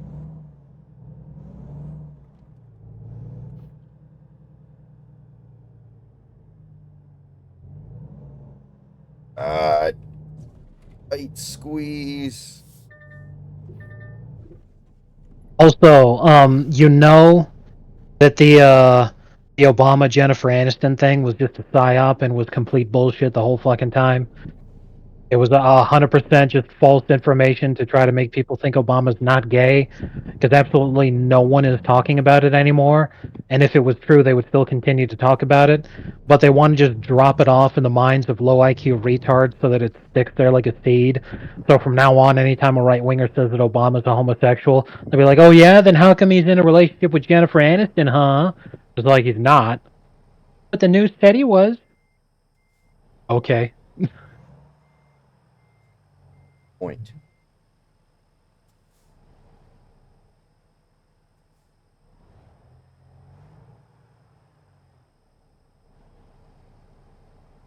Also, aside from Jennifer Aniston just being blonde, I never saw the appeal there. I could obviously say that she's an attractive woman, but she's not so much more attractive than a normal woman. It's not like a Sydney Sweeney where she has giant tits. I'm just not seeing it. Masato Katsuragi. Also, I didn't know this, but Scarlett Johansson, I believe, is Jewish. So those are actually Khazar milkers. I didn't know that.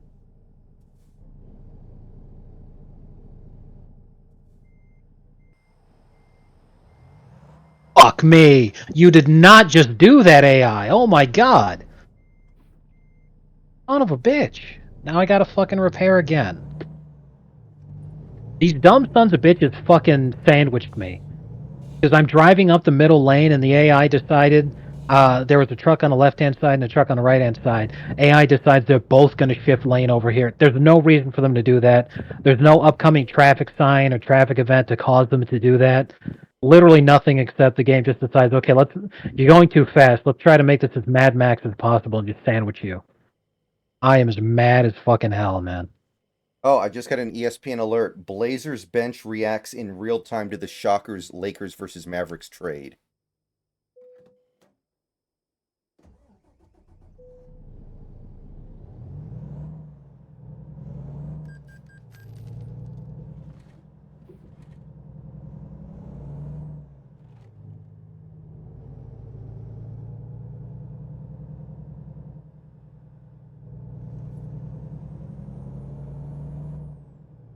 I mean, hell, if they were going to do it for one first-round pick and Anthony Davis, then the Nuggets should have done it for, like, fucking Michael Porter Jr. in a first-round pick. That probably could have gotten it done. Yeah. Imagine Luka and Jokic being on the same team. That'd be awesome. Hell, the Heat should have done it for Jimmy Butler straight up. Yeah. Sounds like the Mavericks just wanted to get rid of him. Just give him away. Yeah, the Mavericks unironically took a worse deal than if they just given him to Jimmy straight up. Hmm. Because the funny thing is here, Luka, by the way, is a free agent in 2026, and he's one of those guys that Riley is specifically targeting with the 2026 cap space. So if they could have made that move, they absolutely would have. Hmm. Which is why they should get basketball reason, because this is complete bullshit. This is literally just feeding the Lakers for no reason.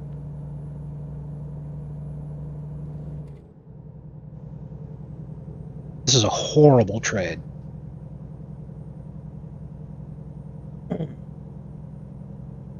In the coming days, we're going to see like $80 billion get transferred to Sheldon Adelson's account. I'm still so fucking pissed. Matter of fact, I wonder if I can turn damage off, because if I could do that, I fucking would, actually.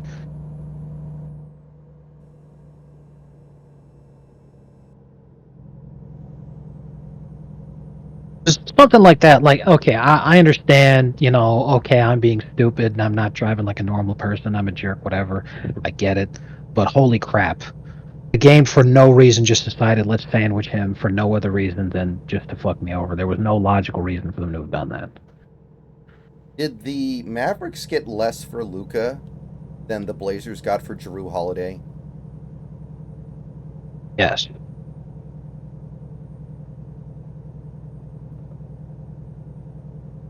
You know how in the NBA they'll do it where whenever a super duper star gets signs with another team, they'll do a sign and trade so the team that trades him gets something? Like, I think when LeBron went to Miami, the Cavs got like 2 second-round picks. Or am I wrong about that? I remember there was something at the time about how... Yeah, it was a sign and trade. You're right. Yeah. Okay, unfortunately, I can't turn damage off. That sucks.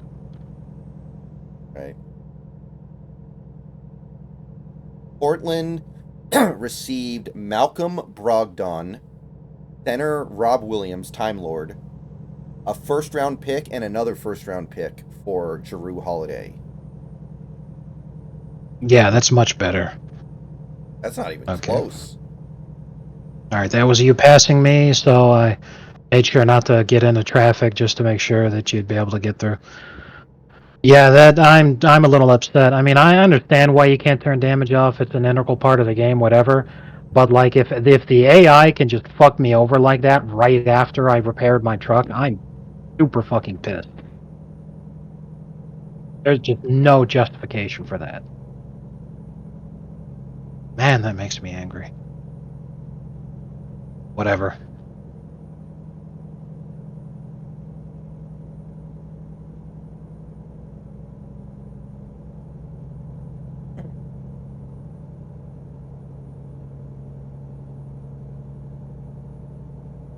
If the Lakers win the finals off of this now, if they farm one final title for LeBron, I don't think the NBA understands how much damage they will have done to their brand if that's the way this plays out.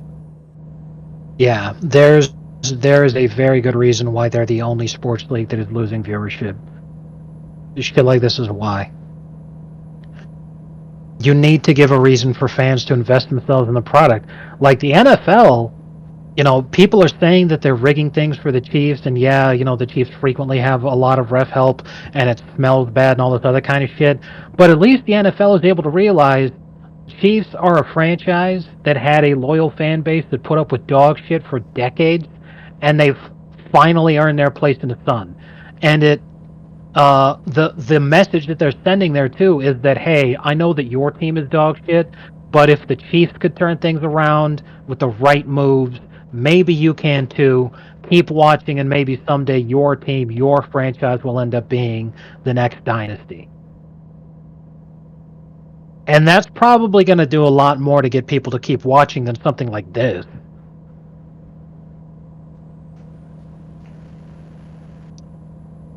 You know, because Adam Silver's just sitting there like, hey, I know what'll help. What if we just pretend that everybody watching this doesn't care about teams anymore, and the only thing they want to do is just watch amazing... You know, he's essentially saying that everyone that's watching the NBA right now is just a fair weather person who's a fan of players and not teams. And even if that was true, that's not how you build long-term success for your brand. Right. You know, because those people are by definition fickle. Yeah, they're going to lose a lot when LeBron retires, and Curry. A lot of people are going to just completely lose Yeah. interest in the sport. Because they literally cultivated their fan base to be people who would leave after that happens. You know? Because, like, I still watch because I'm a fan of the Miami Heat organization, because I'm a Miami sports fan. And I know the names of the players on my teams, but I don't have a fucking clue who the hell else is even a rookie aside from the guys on my team. I don't pay any attention to that shit. I don't know anyone's fucking name. I just watch the team play.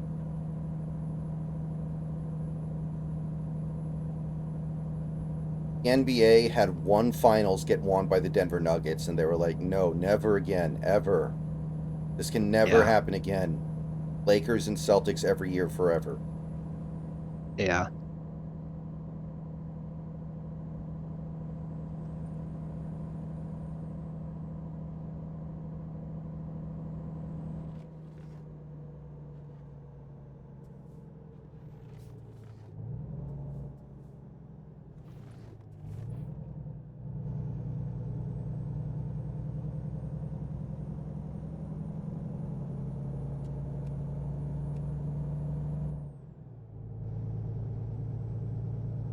AI is gonna fuck me by just randomly running into me anytime they want. I am way past caring about anything. I am just gonna floor it and fucking, if somebody hits me, whatever. They're like that scene in The Amazing Spider-Man 2 with Paul Giamatti driving the giant truck. Was that when he got in the rhino suit? No, he gets at the rhino suit at the very end after he gets out of prison. The first scene, he's driving this truck with absolutely no care whatsoever for who or what he hits, and Spider-Man's chasing him. What a weird role for Paul Giamatti to play, by the way.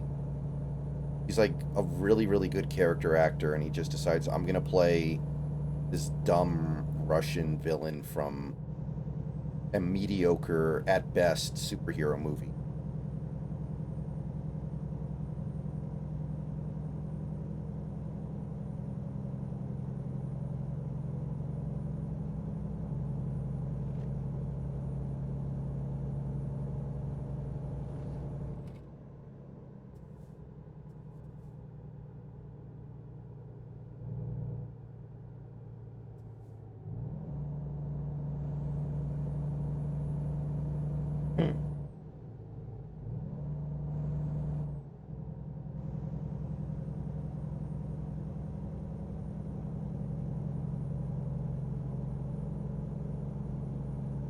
The Pau Gasol trade was this day 17 years ago?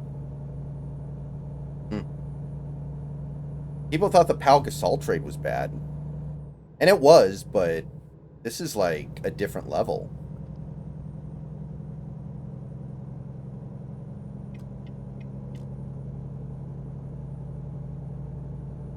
Pau Gasol trade worked out because they got Marc Gasol with one of those picks, but that was like random luck. Yeah, the Pau Gasol trade is motherfucking rigged. Oh, man.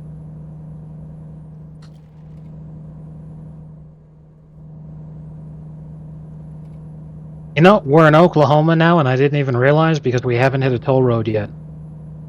Very true. It's like the signal that you're in Oklahoma now.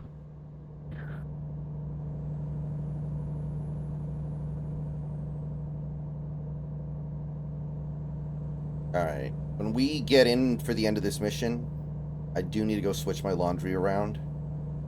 Yeah, no problem. I'm sure you need to take a break too. Yeah, I gotta take a leak, grab a drink.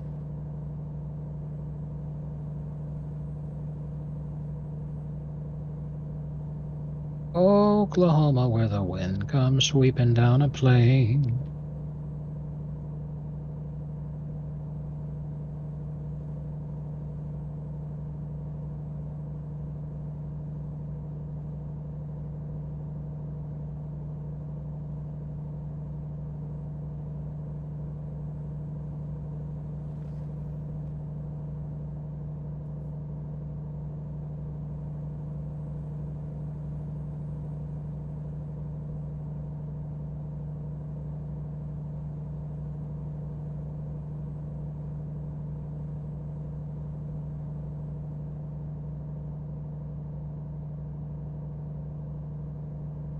Be there when you get to it, but there's a traffic event coming up.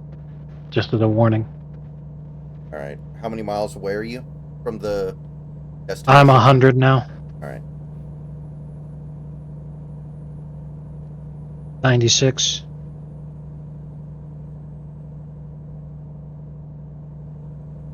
You remember the very famous movie Major League? Oh yes, Charlie Sheen, right?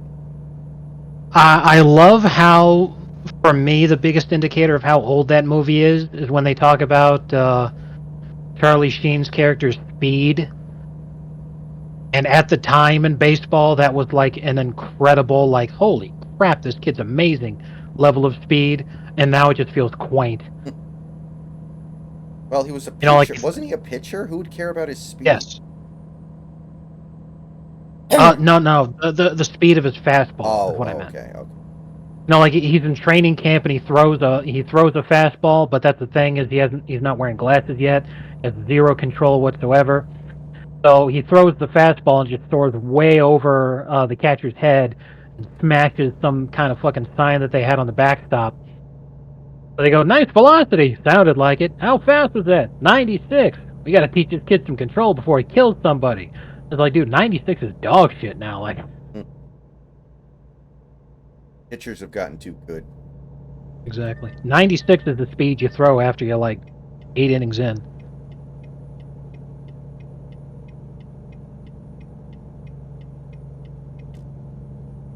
All right, I made it to 32% damage. Let's go. Still 57 miles to go, though, so we're not done yet. It could get even higher.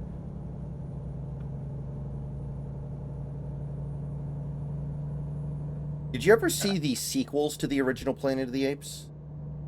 They made a bunch of them.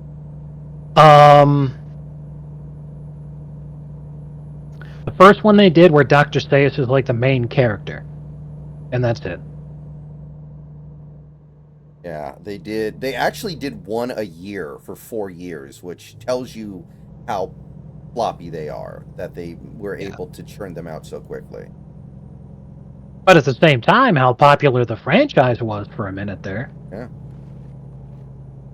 But I mean, if you get to the fourth one and it's direct to VHS, there's not much you can say.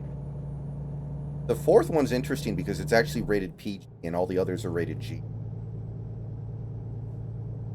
If I remember correctly from reading what it was about on Wikipedia, wasn't the fourth one PG because it was like an interspecies, like, kind of a thing?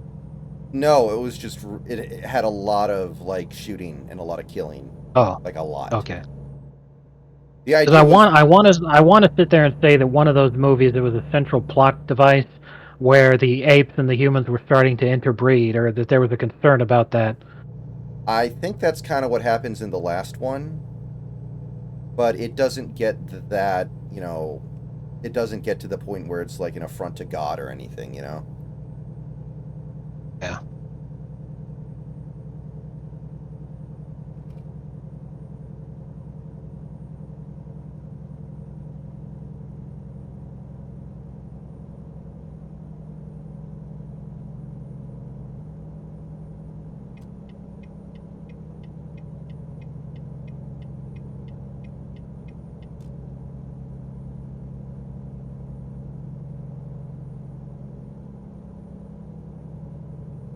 Because at the end of the second one, the entire planet gets destroyed by a nuclear bomb.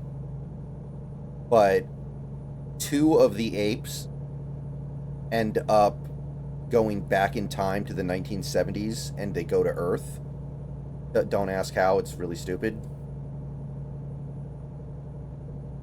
And then they end up creating like a time loop where they give birth to an ape that ultimately becomes Caesar.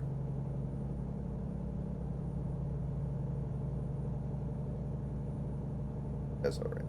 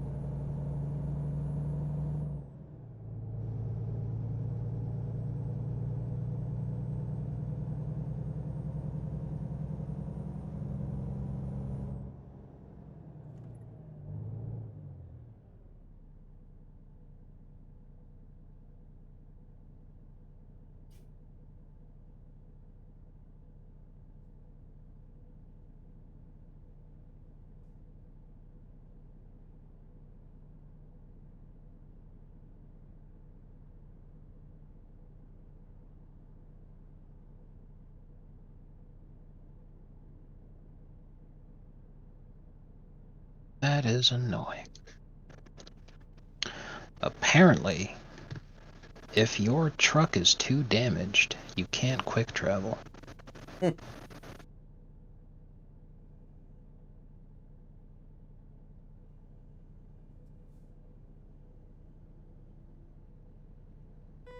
I tried quick traveling, knowing that a quick travel would take me to the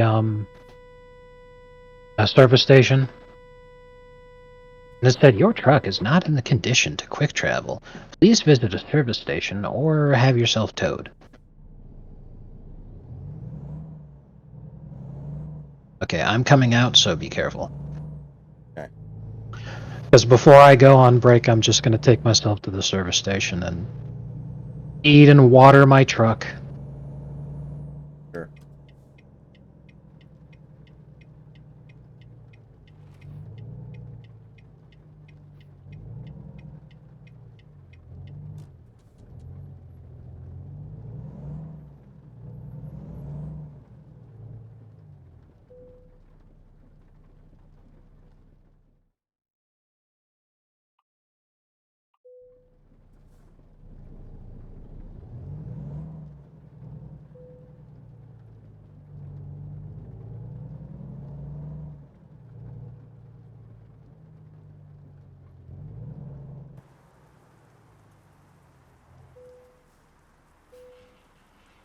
All right, we did it.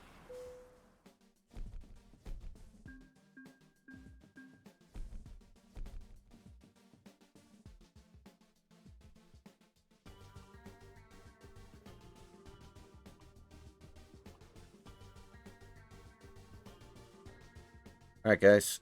We're going to take a little bit of a break now, I think. Be back soon.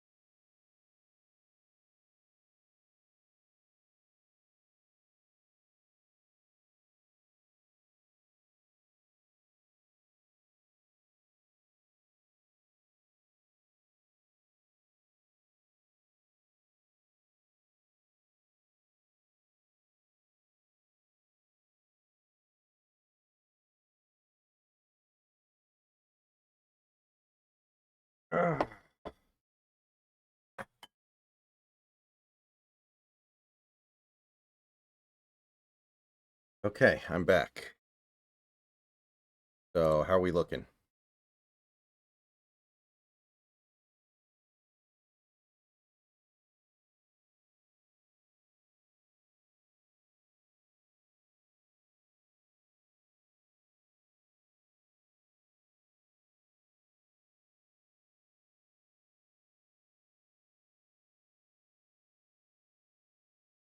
Dirk Nowitzki just tweeted.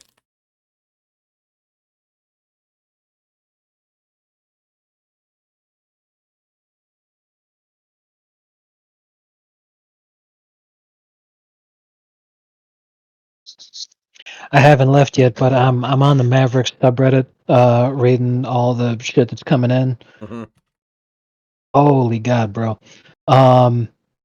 No one knew this was coming. No one on the Lakers knew it was coming. Anthony Davis is in complete shock. Luka didn't know that this was coming. He's stunned, and people reaching out to him have said that he hasn't said a word since news of this broke. The really bad thing, Mavericks GM Nico Harrison said, "I believe that defense wins championships. I believe that getting an all defensive center and an all NBA player with a defensive mindset gives us a better chance to win a championship. We're built to win now and in the future." They traded Luka Doncic for a 31-year-old, will be 32 in a month, Anthony Davis, and 1 first-round pick. So their GM is a boomer. He needs to be fired immediately. And the reason that Luka is so stunned about this, you can only sign a supermax with the team that drafted you. So he just lost his supermax.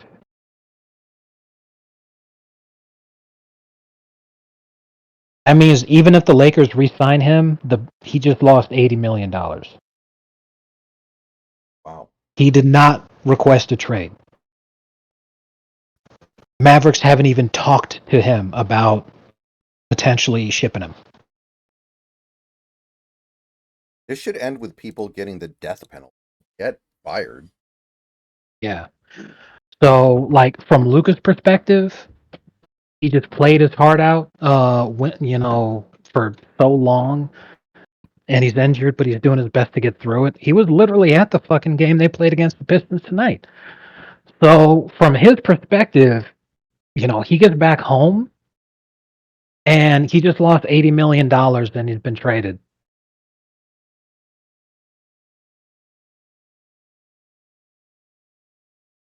From a team he just took to the finals. Yes. From a team that, like, he was so important to them as a franchise that even now he might still get his number retired. Yeah. I cannot imagine a worse trade than this. This is without a doubt the worst trade in NBA history. I already forgot the guy's last name, but Nico is so much worse than Billy King. So when you make a terrible trade, they should call it, you just got this guy.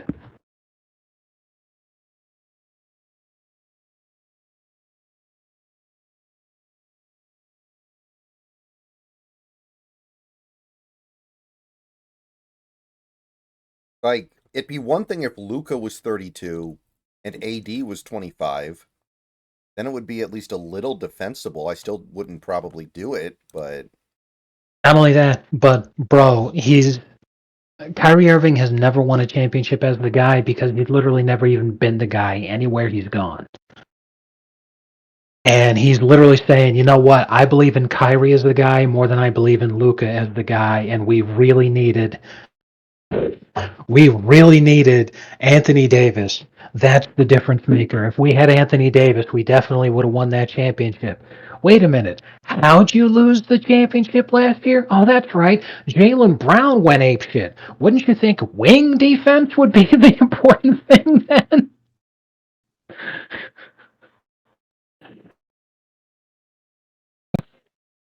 And if you're going to make a move, like, why would you trade your number one? That Trump meme, this is the worst deal in the history of trade deals, maybe ever. That's going to be getting a lot of mileage in the coming days. dude, that's going to get posted on the Mavericks subreddit and then the mods are going to be like, actually, we don't want to make light of, well, actually, you know it's going to fucking happen. We don't want to make light of the current American regime. Please do not make Trump memes on this subreddit. And then everyone's just going to keep posting. They're going to have to ban everybody. This is unbelievable. Like I've seen some retarded things in my day, but this one takes the cake.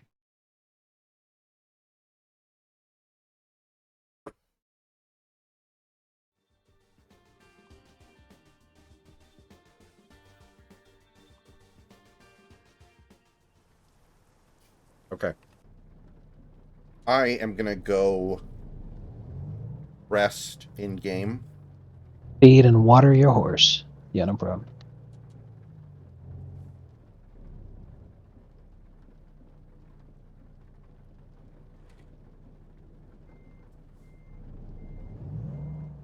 Yeah, let's not forget the Mavericks let Jalen Brunson leave for nothing not that long ago.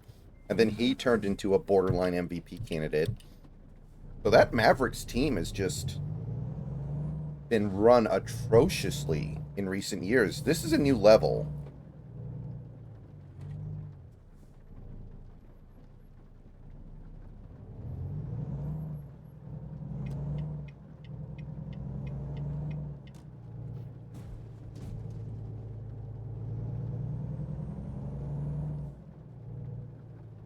Hey. Oh my god, there's nothing around me. How are there no rest stops? Okay, I think I see one. I think it's where you are, but like...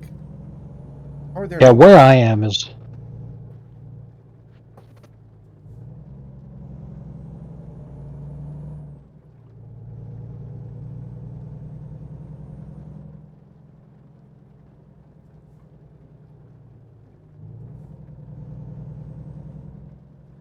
Yeah, I'm stunned. I refuse to watch basketball anymore. Yeah. I'm not even a Mavs fan, but this is... Until Adam Silver steps down as commissioner, I'm not participating anymore. This is excruciating.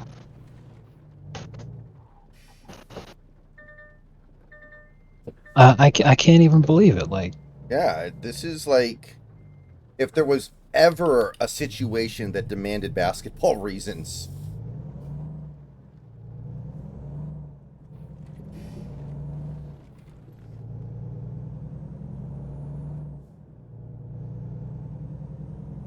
If you made this trade in a fantasy league, you'd get kicked out of the league forever.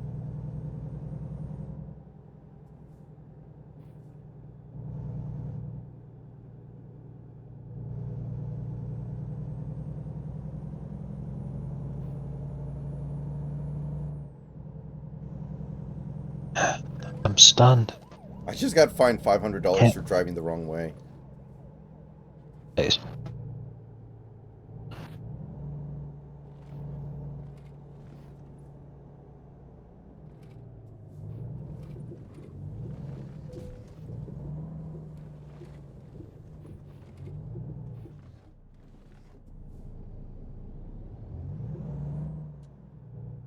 Aw.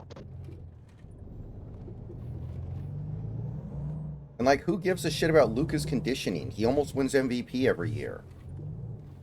Clearly, it's not that big Yeah, a deal. this is not a Zion Williams situation. Like, Luka is very clearly capable of playing basketball. I mean, this is like if the Magic, instead of letting Shaq walk because they didn't think he was worth signing to the big, massive contract, this is like if they just decided to trade him for, like, again, to use the same example over and over again, Robert Parrish.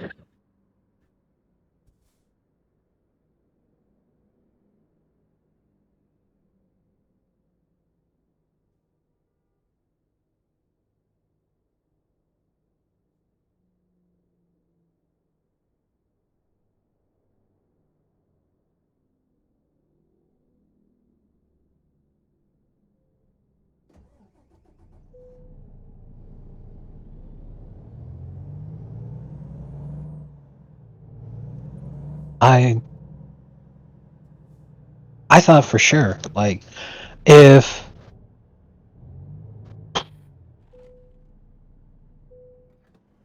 I had to think of a handful of players that would, like, under no circumstances ever get traded, these are guys who will definitely retire only playing for the one team their whole career.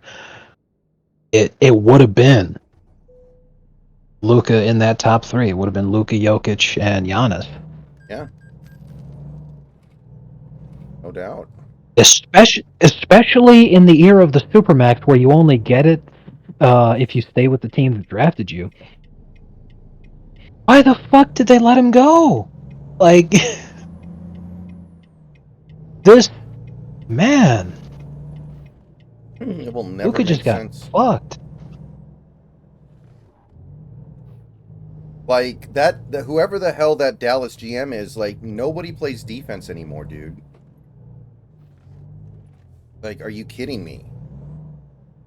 Imagine the fastest era since the 1960s,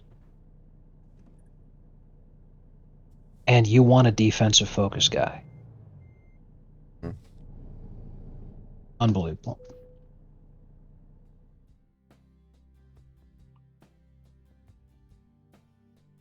Yeah, the wear on my tires is 22%. I don't know if that's bad or not.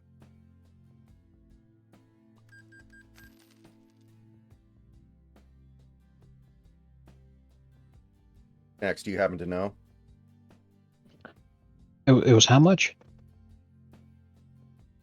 22%. How much did you say? 22. Oh, that should be fine. Because you don't drive anywhere near as recklessly as I do, so Okay. you don't have to replace them yet. All right. So, I'm all fueled up. So, anytime you want to find another job, that.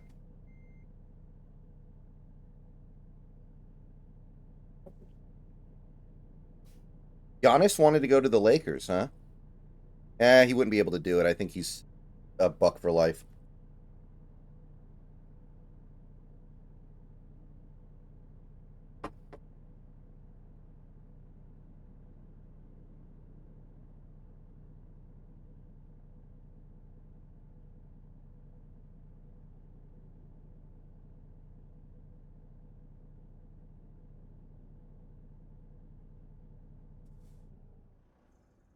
Can't believe that.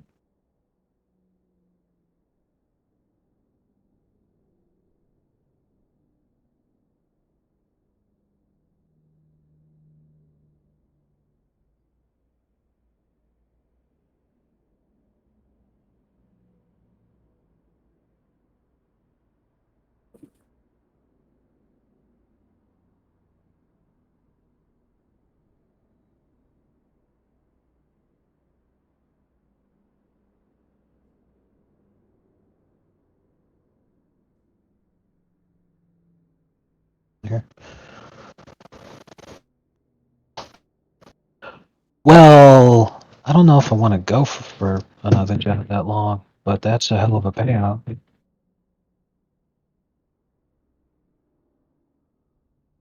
2,300 miles from Houston to Coos Bay, Oregon. $191,000. Oh my god, I'm gonna be here till past 1 o'clock. And that's what I'm saying is I'm like, that's a hell of a payout, but fuck me, I don't want to. It's a little too much.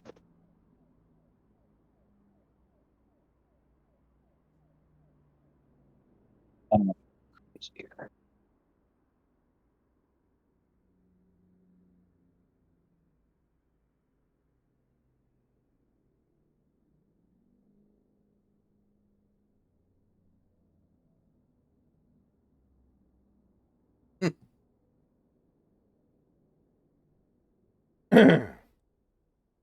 Yeah, Giannis to the Heat would make a decent amount of sense. I could see that.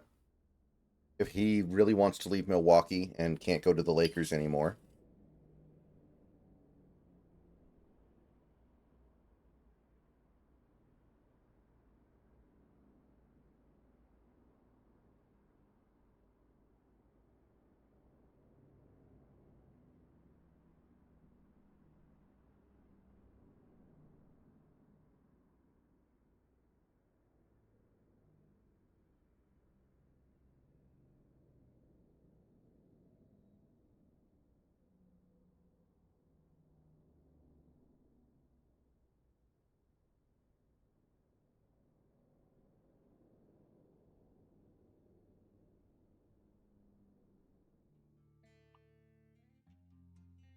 That one's a little bit. What do you think about 1,400 miles? That's better. Well, it's still a lot. I don't know. I'm not sold on it. This one's a good. This one's a good one. All right, so we're gonna fast travel to Houston. For this one. Houston, okay. Yeah.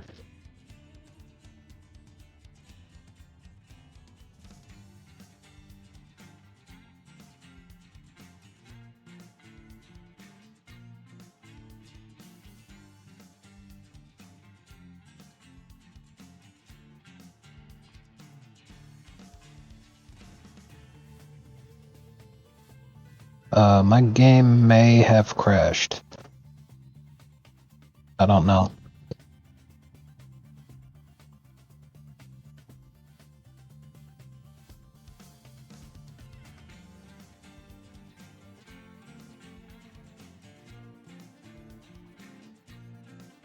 On my screen, it says you're in Beaumont, Texas.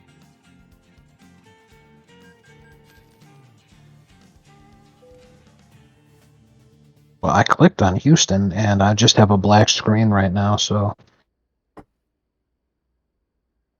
I don't even know.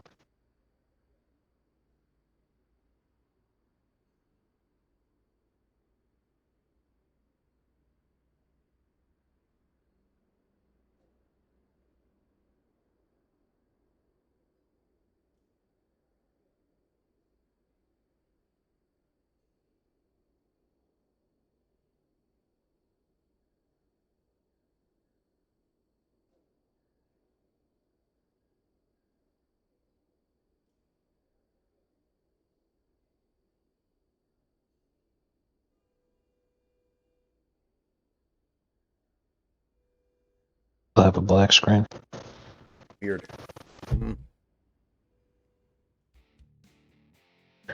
I'm really hesitant to like do anything crazy, like just close my game or anything like that. You're out of the convoy. There it is. Okay, that explains it. Cause I literally just got back into the game now. So what I'm going to do is I'm going to restart my game. For whatever reason, if things just go ape-ass retarded and it drops me out of the convoy, the act of being dropped out of the convoy causes my game to just like die, essentially. Okay. You know, these things happen.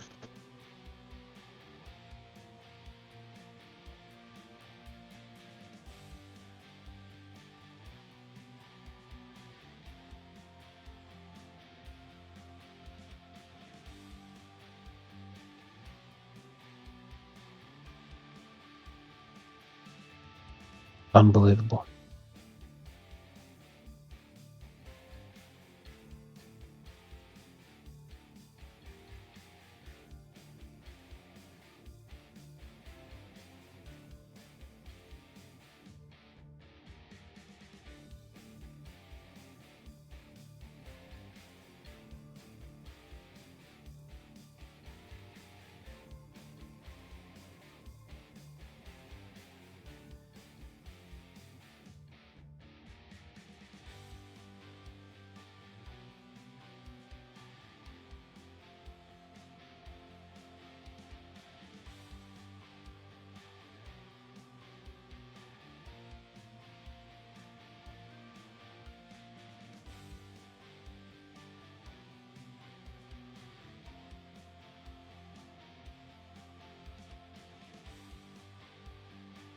The worst thing I've ever seen. Can't believe it.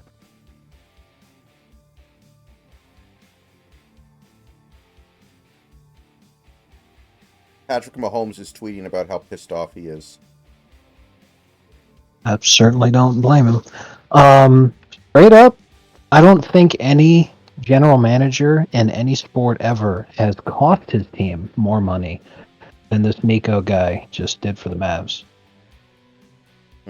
They're going to lose an absolute shitload of fans over this. But, I mean, they made this retarded decision to save money, so hey, Good job.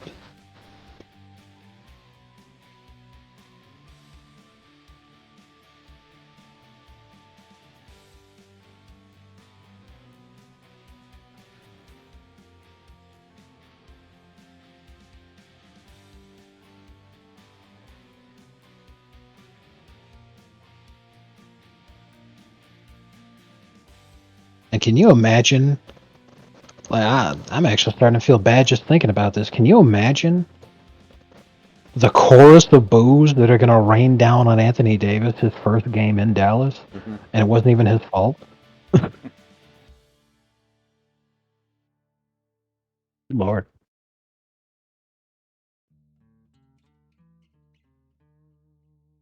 Because, like, of course the fans are going to be mad, but, like, get something back out of it. You traded him for peanuts. At least get like 18 first-round picks out of it, man. Exactly.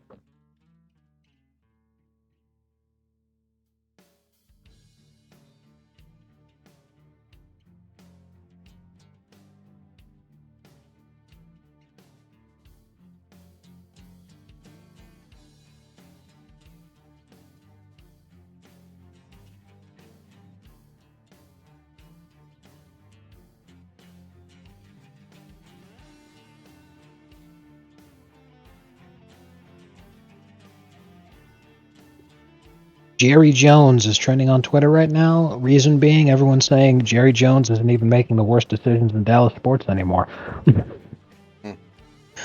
That's true. Unbelievable. Yeah, everyone's saying the only logical reason for this is that Luka wanted out beyond this, like I was saying. But then he was just completely blindsided, and he didn't want out at all. He didn't request his trade. Unbelievable. So by the time you get back in, that job we found will probably be gone, right? Yes. But it wasn't like it was like a game changer of a job. It was actually a pretty mediocre payout, and we were just heading to New Mexico. So Houston to New Mexico is not a very long job, and it wasn't a great payout either. It was just something.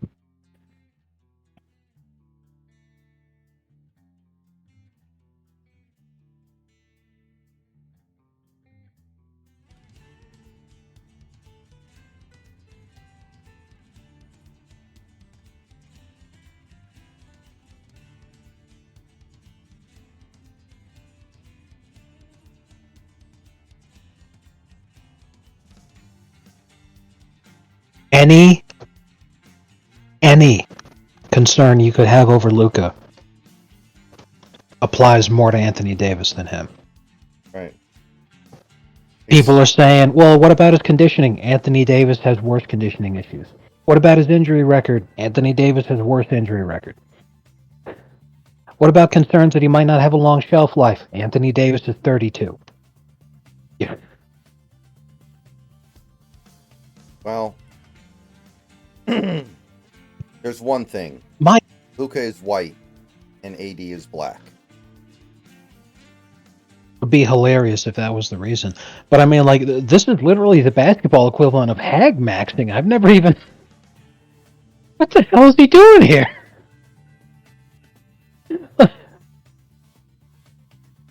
If you're going to trade for somebody who's way the fuck past their prime just because you're retarded, why not make the trade for LeBron?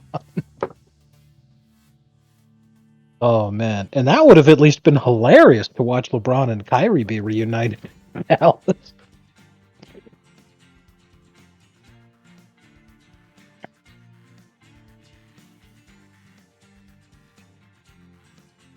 Oh, my God. Apparently the website that you go to refund your season tickets for the Mavericks has overloaded and has crashed from too high of traffic. Phenomenal.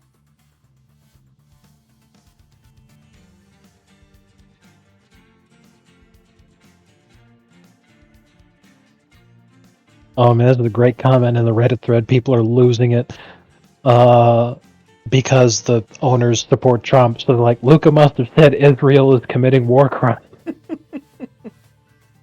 That would make more sense Oh, than anything man. else.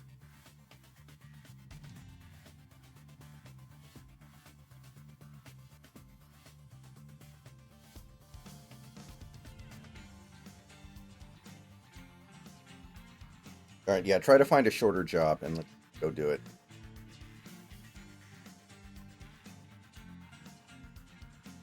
See here. 'Cause I am, but like, oh gosh, so many of these jobs are just dog shit payouts, man. All right, at least I'm in Houston. I can't see you on the map. Did you come to Houston too? Yes. Okay. Yeah, I just wanted to be here because in major cities you get pretty decent job offers. Okay, here's a good one. I do think 80's game can Just as a warning. can age well, just not his body. Well, I mean, if his body doesn't age well, the rest is moot. The problem is someone's game can age very well when they're not tall. When you're a power forward or a center, you age like milk very quickly because by definition you are forced to be in positions where you take a substantial beating. It's like asking who's going to age better, a kicker or a running back. So when you're 32, for a guy who's been playing center for like the last 5 years, your actual age is closer to 45. You know, he's... I mean, look at Embiid. Anthony Davis is older than Joel Embiid, but people are expecting Embiid to retire soon because of his substantial history of injuries and the fact that he's 7 foot tall and plays center. All right, for this job, it's going to be super duper heavy. We're taking some big, heavy ass construction equipment. Okay. So remember, you know, the trailer is going to be super long and massive. Knowing that, I picked a short job because I know how much that shit annoys both of us. Yeah.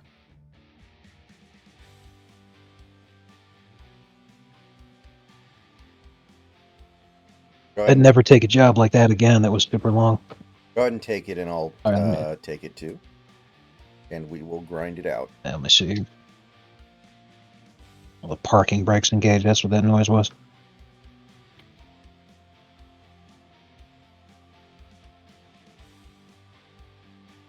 Take.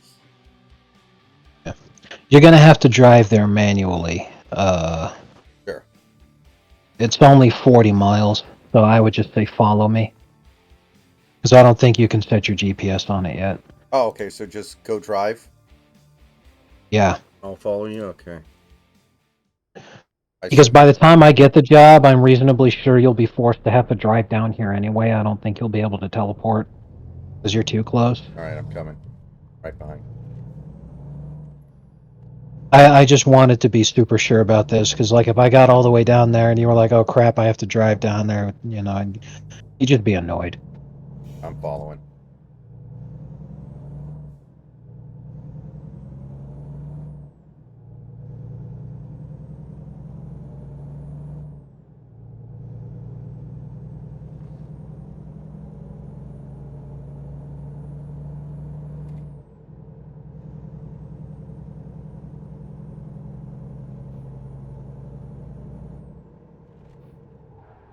Oh, for some reason my GPS is telling me to go somewhere. Don't know what it's trying to tell me. Well, when you're moving, you can bring up your map, and then it's just an overlay as opposed to an actual thing. So is your GPS set to the same location as mine? Maybe I set it somewhere by accident, and it's just telling me to go there perpetually, and when I pick up this mission, it'll... Maybe.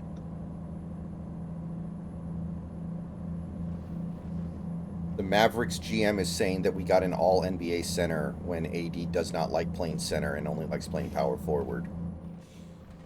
Yeah, he doesn't like playing center. That's definitely extremely valid. And what's more than that is that I don't think he's been all NBA for a couple seasons. I could be wrong because I don't pay overly much attention to that. But I wouldn't be surprised if it ended up being that he was completely full of shit.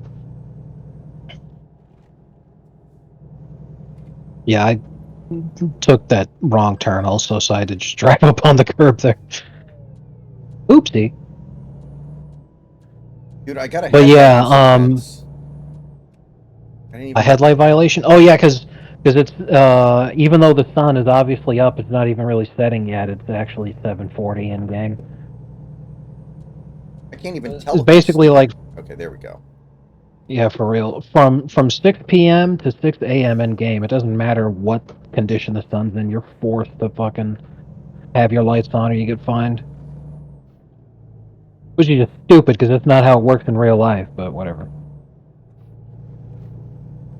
Anyway, yeah, that Mavs GM is going to get cooked, and I guarantee you this is going to be his last, the last time he'll ever be a general manager for any NBA franchise. This is atrociously bad.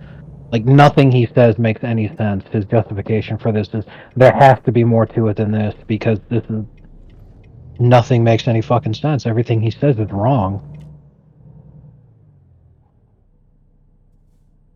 A freight market. And it's this job, crawler tractor, Houston to Kansas, Marysville. All right. And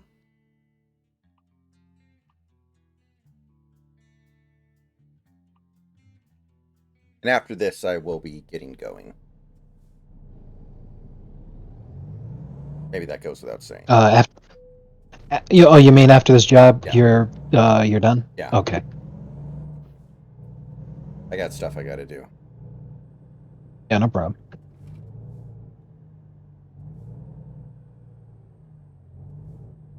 Man, this is the worst positioning.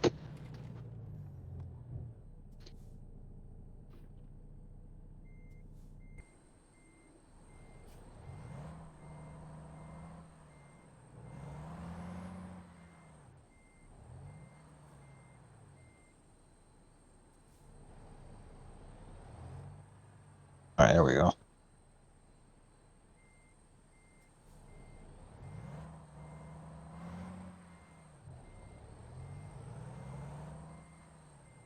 Oh man, leaving's gonna be real tough. I know I'm hitting that thing. Yep. Didn't have a choice. But it's your own fault for parking there. Based.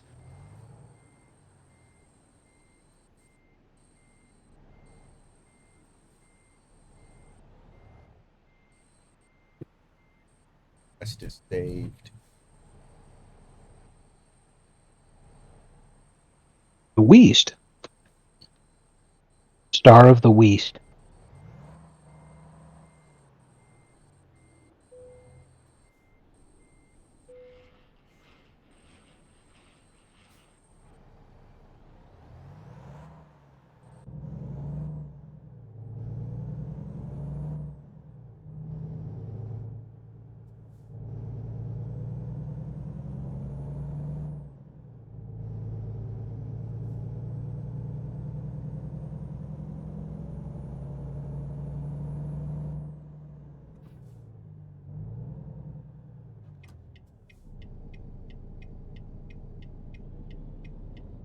Isn't it very interesting how the solution that Mexico and Canada are utilizing to get back at America use tariffs?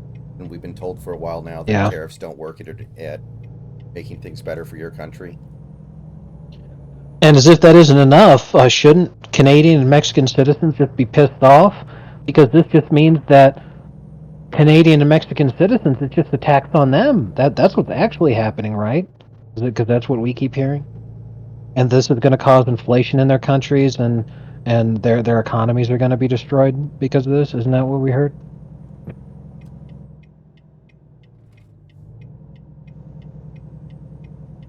Big think. It is so beyond obvious that they're not going to win anything without cheating ever again. There's just it's insane.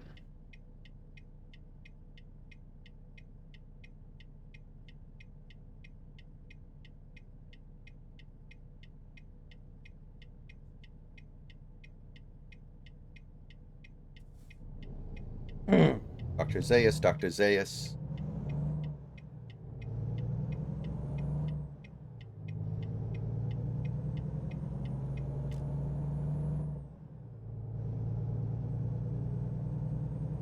So yeah, a little under 800 miles. Let's go. So I should not need to get gas, or maybe I'll need to rest once, but I doubt it. Well, the only thing is this truck goes so slowly because my load is so big. Yeah.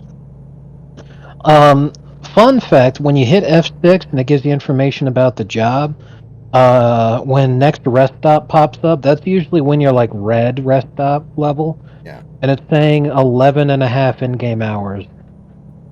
So It'll be tight. expected arrival time right now is Saturday at 10 a.m. It's Friday night at 9 p.m. right now. So that's 11 hours. So yeah, you wouldn't get fined before we got there. Especially since the expected time keeps coming down when you go over the speed limit. So yeah, we just floor it. We don't have to. We're not gonna have to stop. Well, Destiny has finally admitted that the Democrats are fucked for a while. Based. Posted it on X earlier because I guess the the meeting where they were electing the new chairs of the DNC started with, do you know what a land acknowledgement ritual is? Oh Christ. Well, not particularly, but it sounds retarded.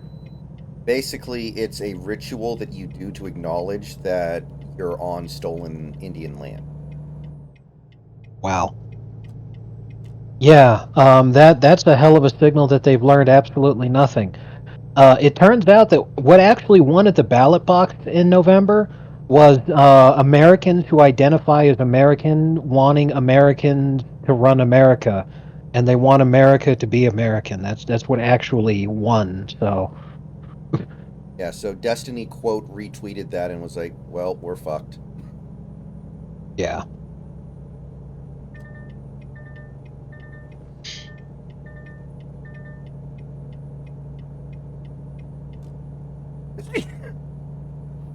Bless you.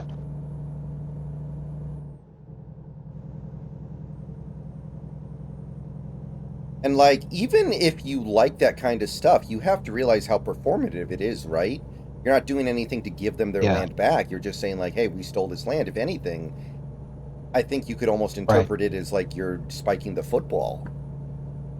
Yeah, it's like I always think of it as being the South Park episode with the BP executive, where they got him bare-assed with his rosy cheeks in front of the fireplace, and he goes, "Sorry." All I'm thinking. But I mean, it's fucking retarded, because anytime the claim of stolen land, because I'm all like, there was no stealing going on. I mean, I especially think about here in the Southwest where I live, the land that was taken from Mexico after we won the Mexican-American War. The Treaty of Guadalupe Hidalgo, it wasn't just that we conquered this land. Like, we seized it and the Mexican army was not able to take it back through strength of arms because we just kept going straight down to Mexico City and kicked the shit out of them. But we paid them for the land that we took. We purchased the land in exchange for them acknowledging our right to the land in perpetuity. By no conceivable definition could you call it stolen land. But even if you want to say it belongs to the natives, well, the fucking Mexicans took it first. And we bought it from them. If someone sells something that they stole, like, you know, a guy's a thief, he steals things, and then he pawns that off to a pawn shop. If you buy that item at the pawn shop, the police don't arrest you. You know, if the pawn shop owner knew that it was stolen, they'll arrest him, but they go after the thief. You may have to give the stuff back, but you don't get punished. They're just like, hey, you know, this wasn't yours. But there's no authority that could actually make that kind of decision. Oh, hold up here. Number one, Hold up. Aunt Boog, thank you for the raid. Raiding with a party of 7. Oh. Welcome. Anyway, keep going. Hey, how about that? Thank you for that. Does not often happen. I don't even know particularly why you did, but we are very thankful for you doing that. Gracias. Thank you. But yeah, it's just a stupid ass thing to say in the first place, you know. And like another one is the famous story of how the colonists purchased the island of Manhattan. They traded it for beads. That's the thing. Even though that didn't have meaning to us as currency, it meant something to the people that we bought it from to use it as currency. You know, if we met some Martians and we tried trading them U.S. dollars, they'd probably be like, "What the hell is this?" That doesn't mean it's not valuable to us. It's just not valuable to them. But if they in turn tried to sell us something for dollars and we continued using that as a form of currency, I think that would be perfectly fine. We wouldn't be talking about how we got fucked. And you know, so many things like that. You know, the land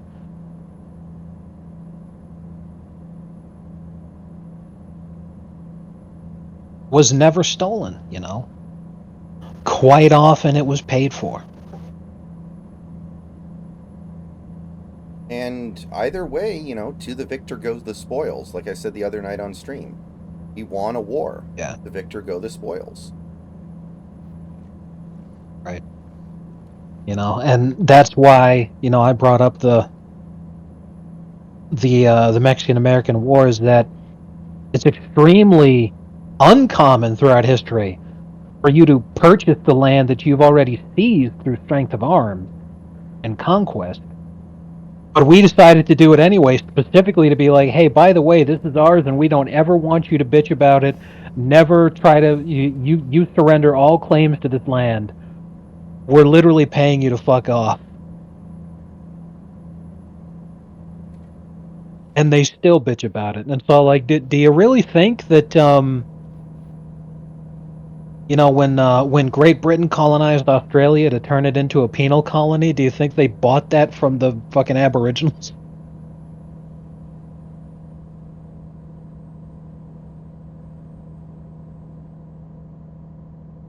Just such a retarded concept.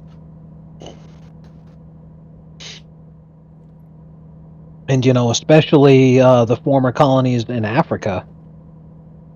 So, like, you know, Europe left this place almost 50 years ago now. And not only is this place still a shit heap, but it's gotten substantially worse. How the hell could you possibly think that this is any better than being a colony?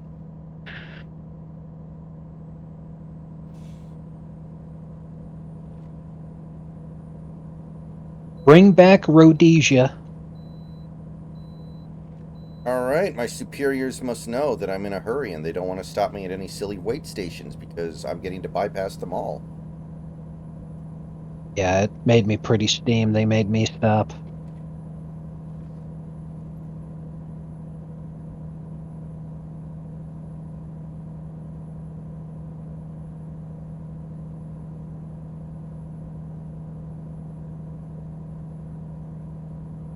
I still can't believe that, man. It is one of the weirdest nights in NBA history. You know what would honestly be even funnier?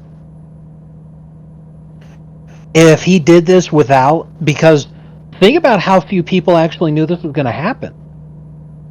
What if Mavericks ownership didn't know when they were asleep? And they wake up and they find this out, and that dude, like,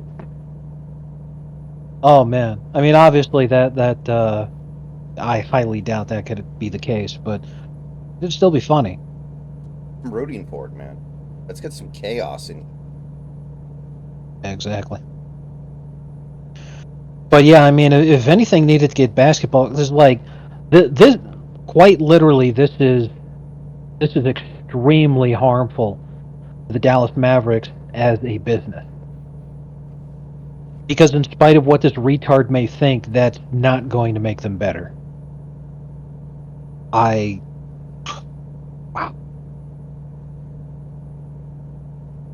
This needs to be basketball reason, because this is awful. I mean, if this trade happened in a fantasy league, the owner that had Luka would get kicked out of the league immediately. Yeah. Fuck. 10 plus years ago, when we were doing the ultimate fantasy draft that we did every off season on the NBAB, I ended up winning 1 year, and everyone said, even if they didn't vote for me in first place, but I won anyway, so it doesn't matter.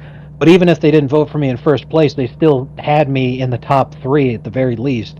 Because they were like, what he managed to do here was incredible. But like, what this person did is we were doing a fantasy draft where it was 3-year peaks.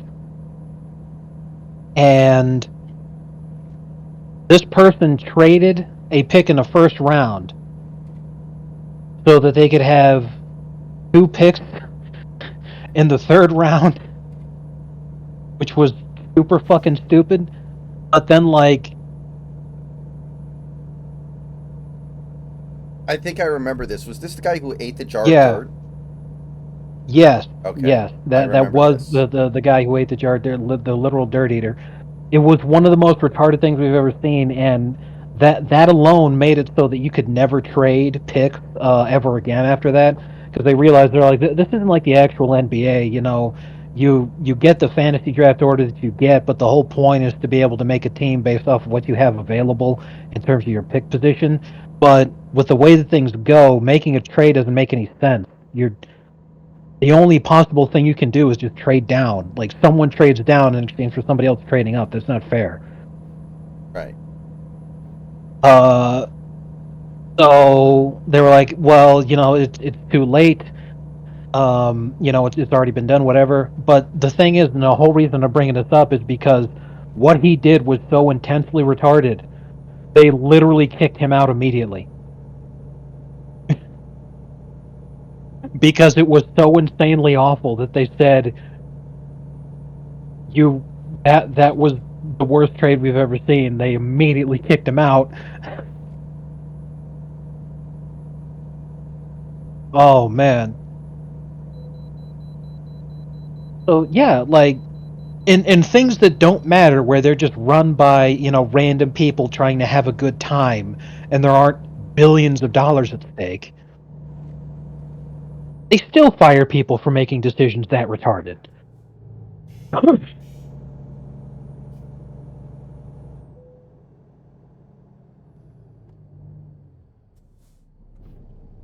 I mean, like a fantasy sports league, people make dumbass decisions like that are the whole reason that there's a fucking option for the league owner to veto a trade. Yeah. Do basketball reasons. Exactly. So I'm in genuine shock because this is intensely retarded. Nothing you use as justification actually works out. People thinking, well, Luka must have asked out. No, he didn't. Anthony Davis must have asked out. No, he didn't. Well, they're worried about Luka's conditioning. Anthony Davis's conditioning issues are worse. They're worried about Luka's injury history. Anthony Davis's injury history is worse. They're worried about his long-term shelf life. Anthony Davis is literally 7 years older. They're worried about their ability to win a championship with Luka. They literally just made the finals last season. I mean, there's a huge push for people arguing LeBron James as the literal GOAT. And he's like 4-10 all time in finals. You just made a jillion of them, but if you make enough, eventually you're going to win at least a couple. So as long as the Mavs keep making the finals, at some point they're going to fucking win one. Presumably, not everybody's the Bills. But nothing about this makes any sense. Yeah. I'm still like maybe the Adelsons are actually poor. But again, like, even that doesn't hold up to scrutiny. Like, they just gave $200 million to Donald Trump. Like, it was nothing. Like it was just like a thing they did. It wasn't even that big of a deal. And not only that, but this is a huge spit in the face to Luka, because he was expecting to get a Supermax, and he should have gotten a Supermax, but he can't get it now because he doesn't qualify. And he just lost that for nothing. Like, if you can't afford, sell the team. It's just unbelievable.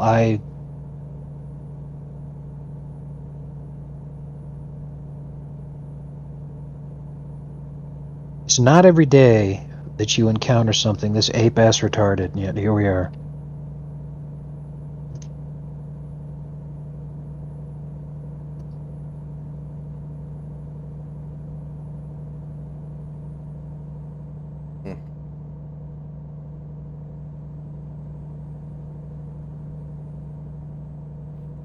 Bitcoin went back down below 100,000 today. Maybe this Luka trade has something to do with it.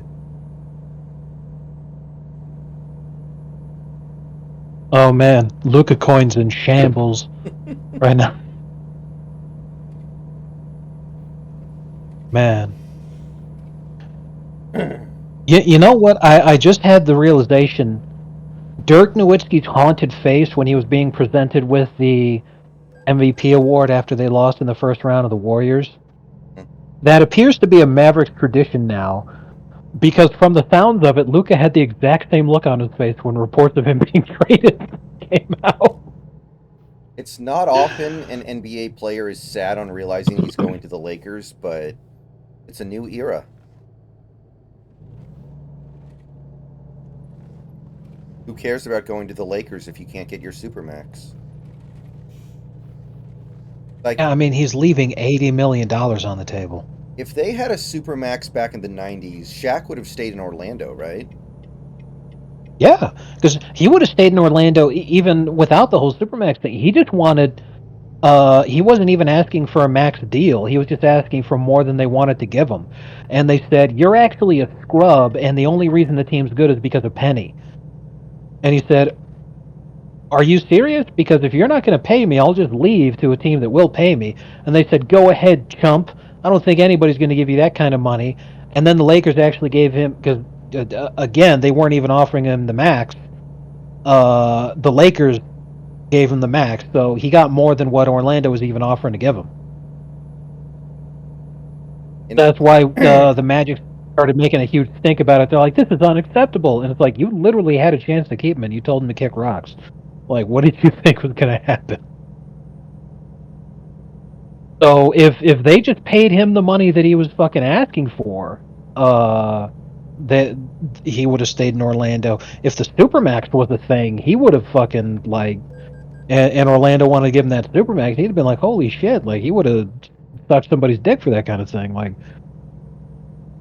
man, I know hindsight is what it is, but how do you not realize what you have with somebody like young Shaq?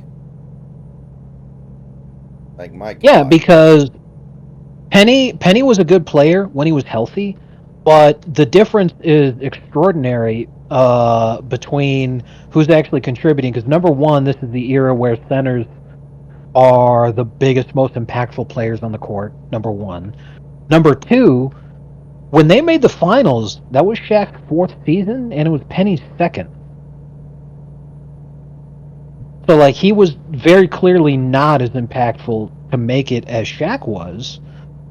And, you know, they couldn't win, but it wasn't because Shaq wasn't playing great. Shaq was playing out of his fucking mind.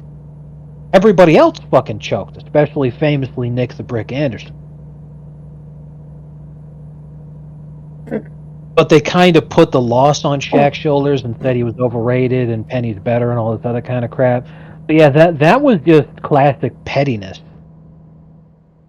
But if they just paid him, he'd have been happy with it, because the only thing Shaq ever cared about was money. He only actually tried twice. And that was in 2000 to show everybody that he was actually what he thought he was in his mind.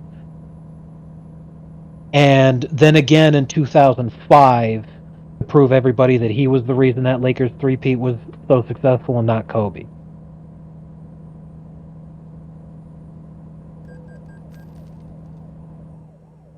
Dude, I just racked up like $5,000 in these goddamn speakers. The exact same thing happened to me, man. It was like a fucking gauntlet of cops. I mean, Hakeem did outplay Shaq in those finals, but Hakeem was the best player in the league that year, so... Yes. What do you want? Yeah, that's not Shaq's fault. Like, look, LeBron famously has lost, like, he's lost more NBA Finals series than most people have made NBA Finals series. he's an absolute dog shit player when it comes to the finals. You know, it is what it is. He's he's that guy Eric Crumble or whatever. He's the Crumble of the final. Look Crumble. There we go. But anyway, even though like especially when he was on the Cavs and he would just stat pad and they're like, oh my god, LeBron in this series is averaging a 40-point triple double. He should win Finals MVP as the guy who lost. Like, that doesn't mean Iggy's not playing well.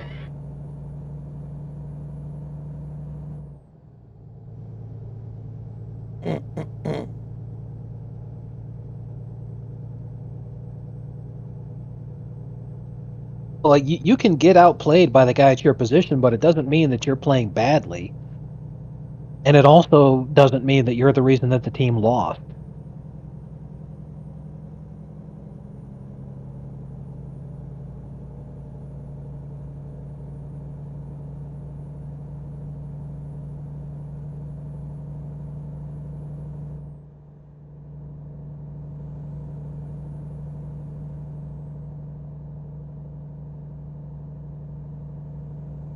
I mean, especially if I remember correctly, it was game 1 where Nick Anderson just kept constantly bricking free throws. Yes, choked. It was. That game went to overtime. So if he made literally one of those free throws that he choked in regulation, they win. Mm-hmm. And then he still missed more free throws in overtime. So like he literally just had to make one of those fucking free throws, and they'd have won game 1. Yeah.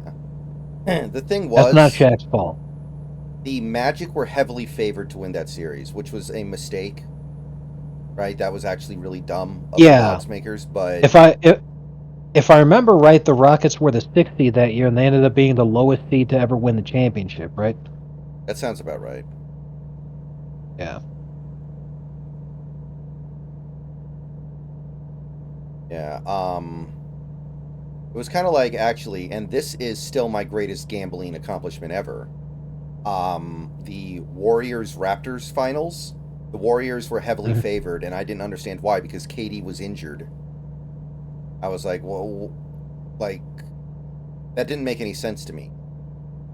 Like, yeah, KD was not expected to play very much in that series, if at all, and he ended up playing 12 minutes, but I was like, this is an easy bet. Like, I loaded up big on the Raptors to win the series and Kawhi to win Finals MVP. That's still the best gambling coup I've ever had. Nice.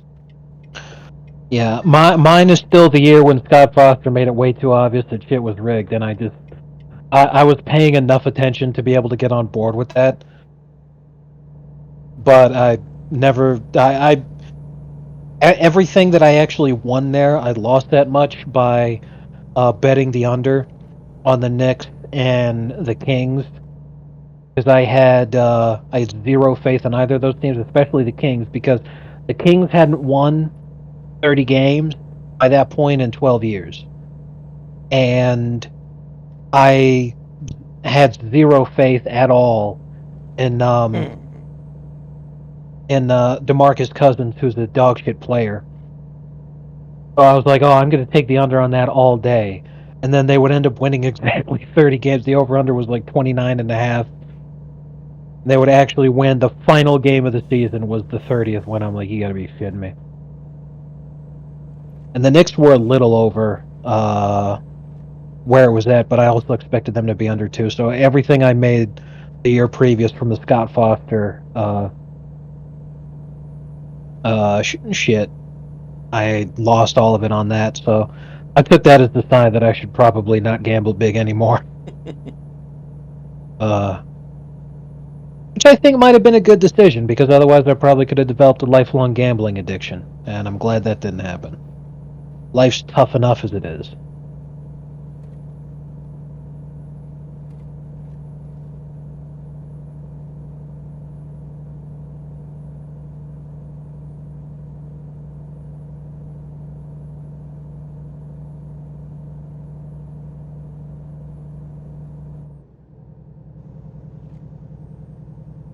Like, I legit don't even know if the Mavericks are going to make the playoffs now.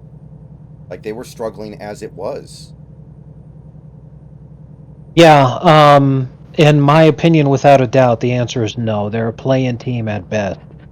Because aside from the fact that this is a massive downgrade, Anthony Davis constantly has injury issues and plays at a position where injuries are highly likely. I'd honestly be surprised if the Mavs got 20 games out of him, and that's not going to be enough to get them out of the play-in. It's highly competitive this season, but I don't know what their record is right now. If they're even a play-in team, but if they're struggling as is, then this is just the literally the Mavs GM said to the team, "Now say goodnight,"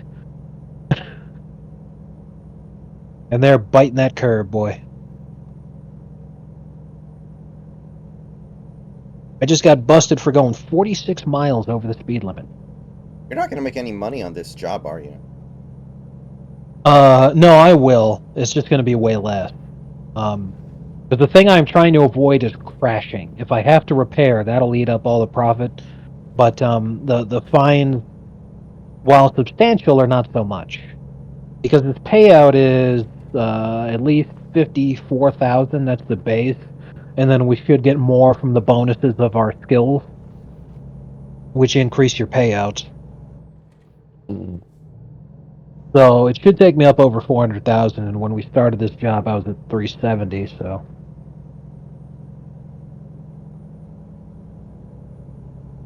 I've only lost like 16,000 so far from fines.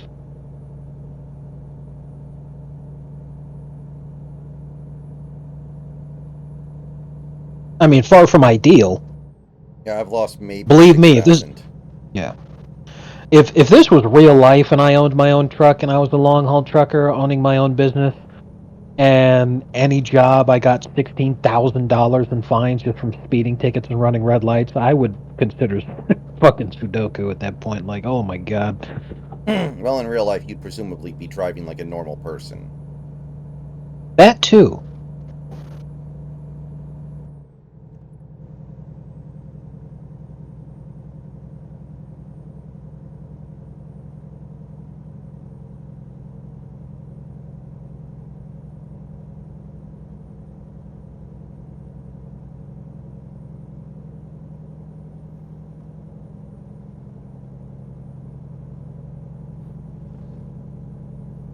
$150 miles. Let's go. Yeah, you're like 50 miles ahead of me. Not bad. Yeah. Yes, I have successfully overtaken the sleepy warning. On the job, it says next rest stop in 4 hours and 5 minutes. And right now, it's GPS is telling me that I'll get there in 2 hours and 32 minutes. I'm close. Yeah. So I'm like 90 minutes ahead of the rest stop that, violation. That looks like a really easy rest stop to hit. I'm going to take a look at it. I think I can get it pretty easily. I think I'll just do it.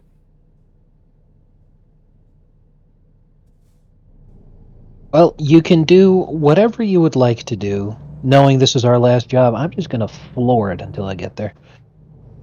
Nail it down mid. Exactly. You know, I got that saying from the streamer Tobias Fate. Right. Because his favorite character in League of Legends is Gangplank, who is the single pirate character in the game. Right. So his whole stream, he would do a lot of pirate-themed stuff. And in all MOBAs, because they all have a mid lane, but when you're feeding, you're saying you're just running it down mid is the saying. So his alternate take was I'm sailing it down mid, which still makes me laugh, and I love saying it. But the whole point is that 10 years ago is when he started streaming, and I loved watching his stream, and I used to watch it every single day. And here we are 10 years later, and I haven't watched any Twitch stream besides yours in like 2 years.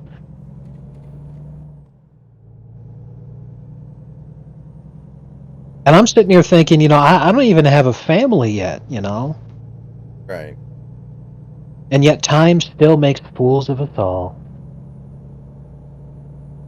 Because if I had the ability to literally, like, to know that I'd be fine with no responsibilities or anything, and I just sit on my ass and watch a stream to my heart's content, I probably would.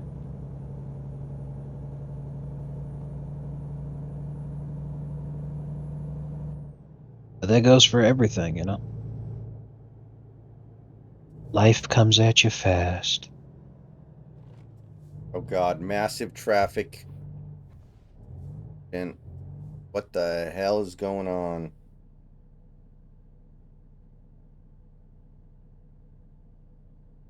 I love Hulk Hogan's Twitter. Because every tweet he signs off with HH for Hulk Hogan. Yeah. So, of course, lots of people love responding to him, and they say, HH, brother. No, I should reply with the does he know? Yeah. As long as you don't evolve into one of those gaming is for depressed man children guys. Yeah, Snacks will never do that, I don't think. Snacks will never. Yeah, because I mean, you know, what do you think I'm doing right now? I don't get paid for this. I stream with Joker because he's my best friend and I like playing video games. I'm never going to do that. You know? I mean, also, the thing, you know, not to get too much into it, but Snacks' dad plays video games. And Snacks' dad has a family. Yeah. Yeah, my dad's 62. I mean, he's been playing video games since they were invented. He tells me stories sometimes. He's like, yeah, I remember when Pong first came out, and that was the most amazing thing in the world to me. I could just touch this little ball inside of some machine, and I'd see the lights move around. That was awesome. And I'm like, man, I wish they made games like that these days. In terms of, like, just being in awe. Right. I haven't felt like that in a very long time. You know what was one of the first times I felt like that? Metal Gear Solid 2, the demo disc that came with Zone of the Enders. It had that part where when you go up the steps, Snake will actually, like, go up the steps like a human would. You know, you can actually see him take steps. That blew my mind, because at that time, that was like, well, of course, why would a video gamer care about that? Who cares about that? You know? Yeah. I don't remember the last time I felt like that. Give me a second.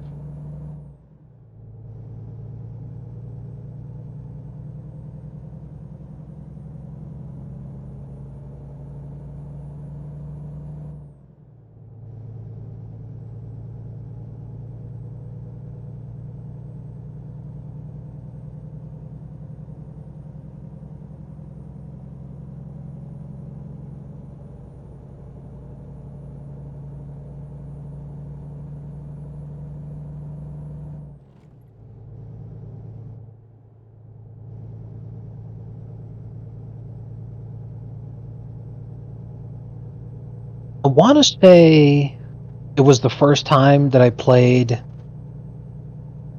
Dead Rising 3, where there were just like so many fucking zombies on the screen at once, and I was like, holy crap. I could see that.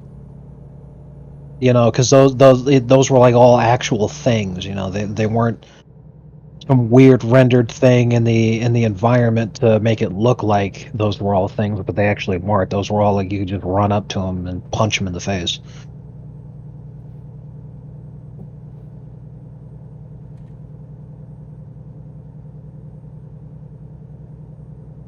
And, you know, but playing that on my Xbox One, that was like 10 years ago.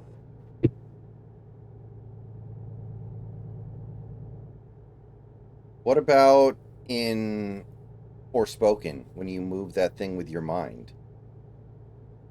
And that's a great example, because that's essentially why my mind doesn't get blown anymore, is that we've reached a point where it's really tough to be shocked by tech demo moments. Like, I remember playing the first Gears of War when it came out on the 360, and they have a tech demo moment very early on in the game where they have a cutscene that really just shows you the view, and that's the whole point, is to be like a tech demo moment.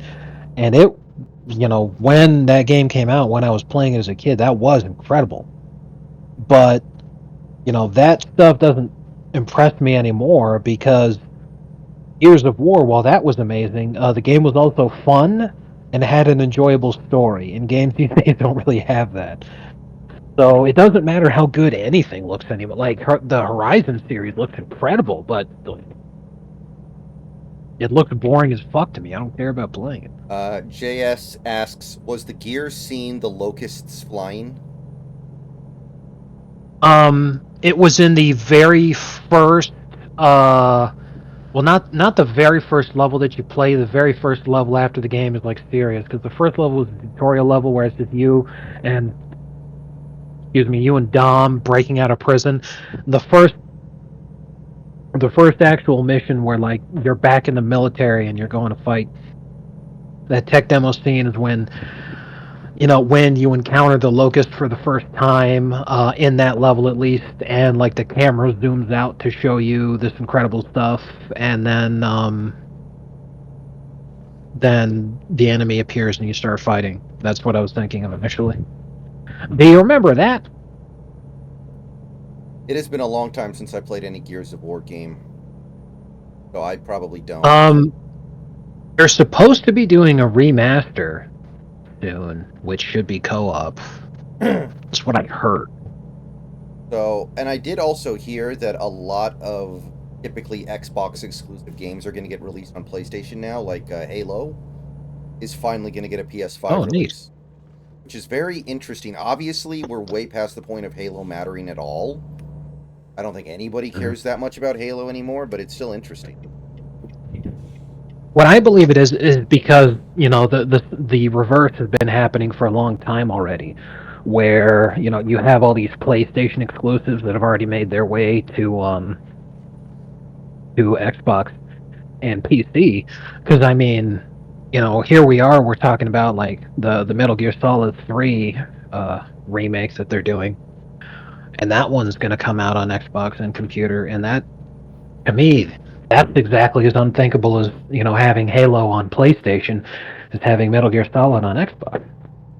The thing is, Metal Gear Solid 2 was on the original Xbox. It got ported. I remember that. So to me, it kind of feels natural. Snake Eater was on Xbox as well. It got ported. I think 4 did. Wait, it was? In my recollection, it was. I think 4 was the one that never got the port. Well, I gotta look it up now, because you made me curious. But the point of what I was going to say is that, like you're saying, the era of console exclusivity has passed. But to me, this is a sign that the industry is in dire, dire straits. Because they just need companies to stay alive for the good of the entire industry. So everyone's just making everything for everything now. Because they're like, we just need fucking money. Like the developers are like, we can't afford to be console exclusive. We desperately need as many people buying this as possible. Yeah, I wonder what the Game Pass deal is. I wonder how much money they get from Game Pass when their game is played, because, again, like that thing I read said that according to Bethesda, Indiana Jones was a success, even though we looked it up and the sales numbers are pretty bad.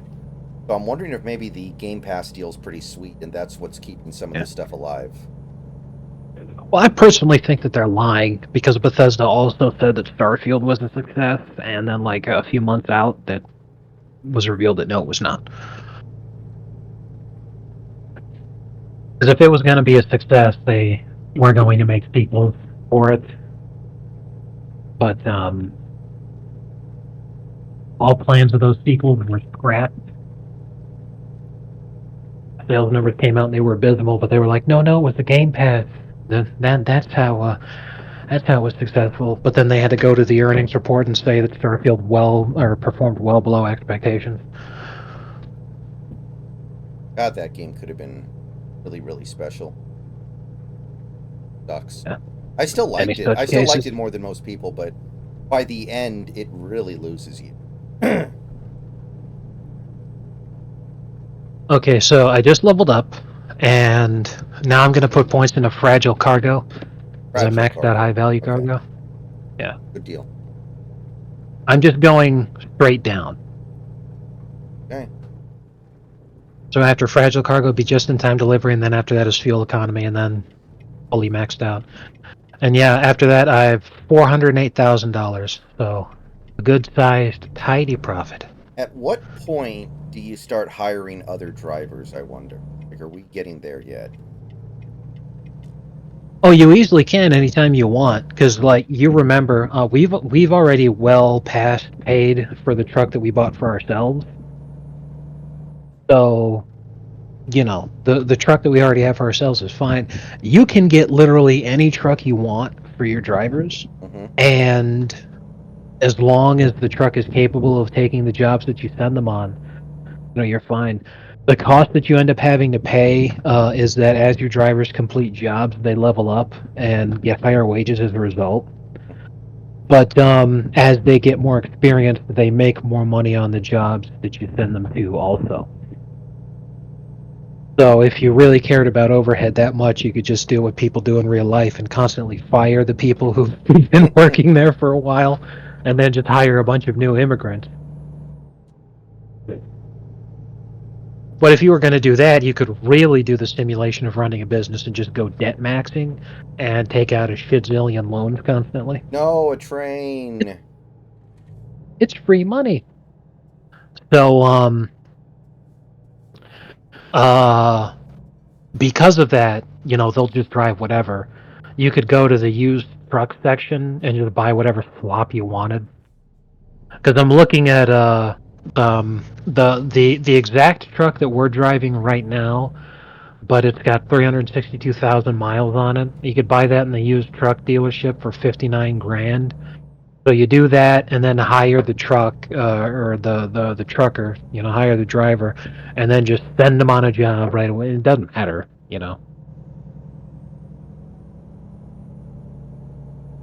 as they will pretty much always make a profit on the job, you know.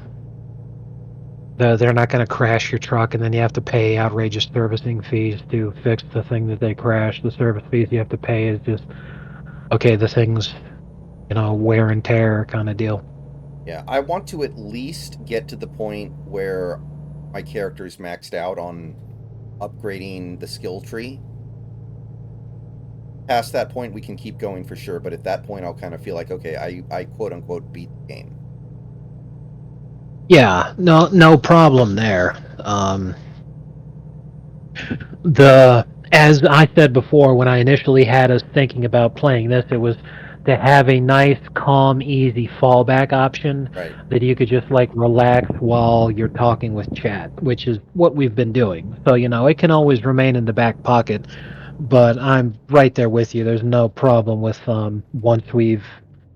once the victory conditions have been met and you feel like you've done enough, move on to something else, but then just have this in the back pocket. Right.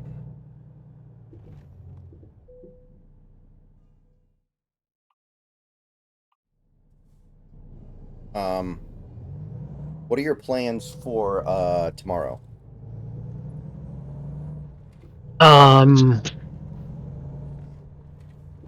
Well, you know, because of my schedule, my day doesn't end until like 8 a.m. But tomorrow, Sunday, I work, and then I have... Wait a fucking minute. I thought this was a no collision zone. I was trying to park, and I'm parking exactly where you parked. So I was like, okay, I'll just go through you, and then no, you're actually physically there. Oh, well, I'm sorry to hear that. I'm in a menu. Weird. I had no idea. This should be a no collision zone. It's a parking area. Yeah, I don't know what to tell you, man. Like I'm in the options menu from completing the job. I didn't even know. Wacky. Well, that being the case, I'll make this easier for you and just leave the convoy, which I guess I should have done after I completed the job. My bad. Not a problem. But I didn't think that was gonna happen. I mean, it doesn't really matter. Nothing bad happened, but it was still like, wait a minute, inconsistent with the logic of the game. I know it's dumb. I do agree with you there. Anyway, go ahead. What are your plans for tomorrow? Which is now actually today, just now.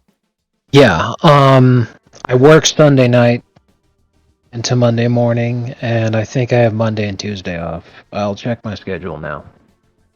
Okay, so I should probably do Demon Souls tomorrow because you won't be here. Yes. I could be here early, but Yeah. I'll see what I can do. I'll let you know when I get up and stuff, but what time does your shift start?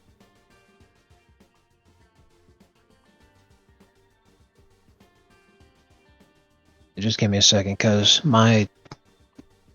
when you look at the schedule in the app, it's retarded because it needs to load the entire calendar year first.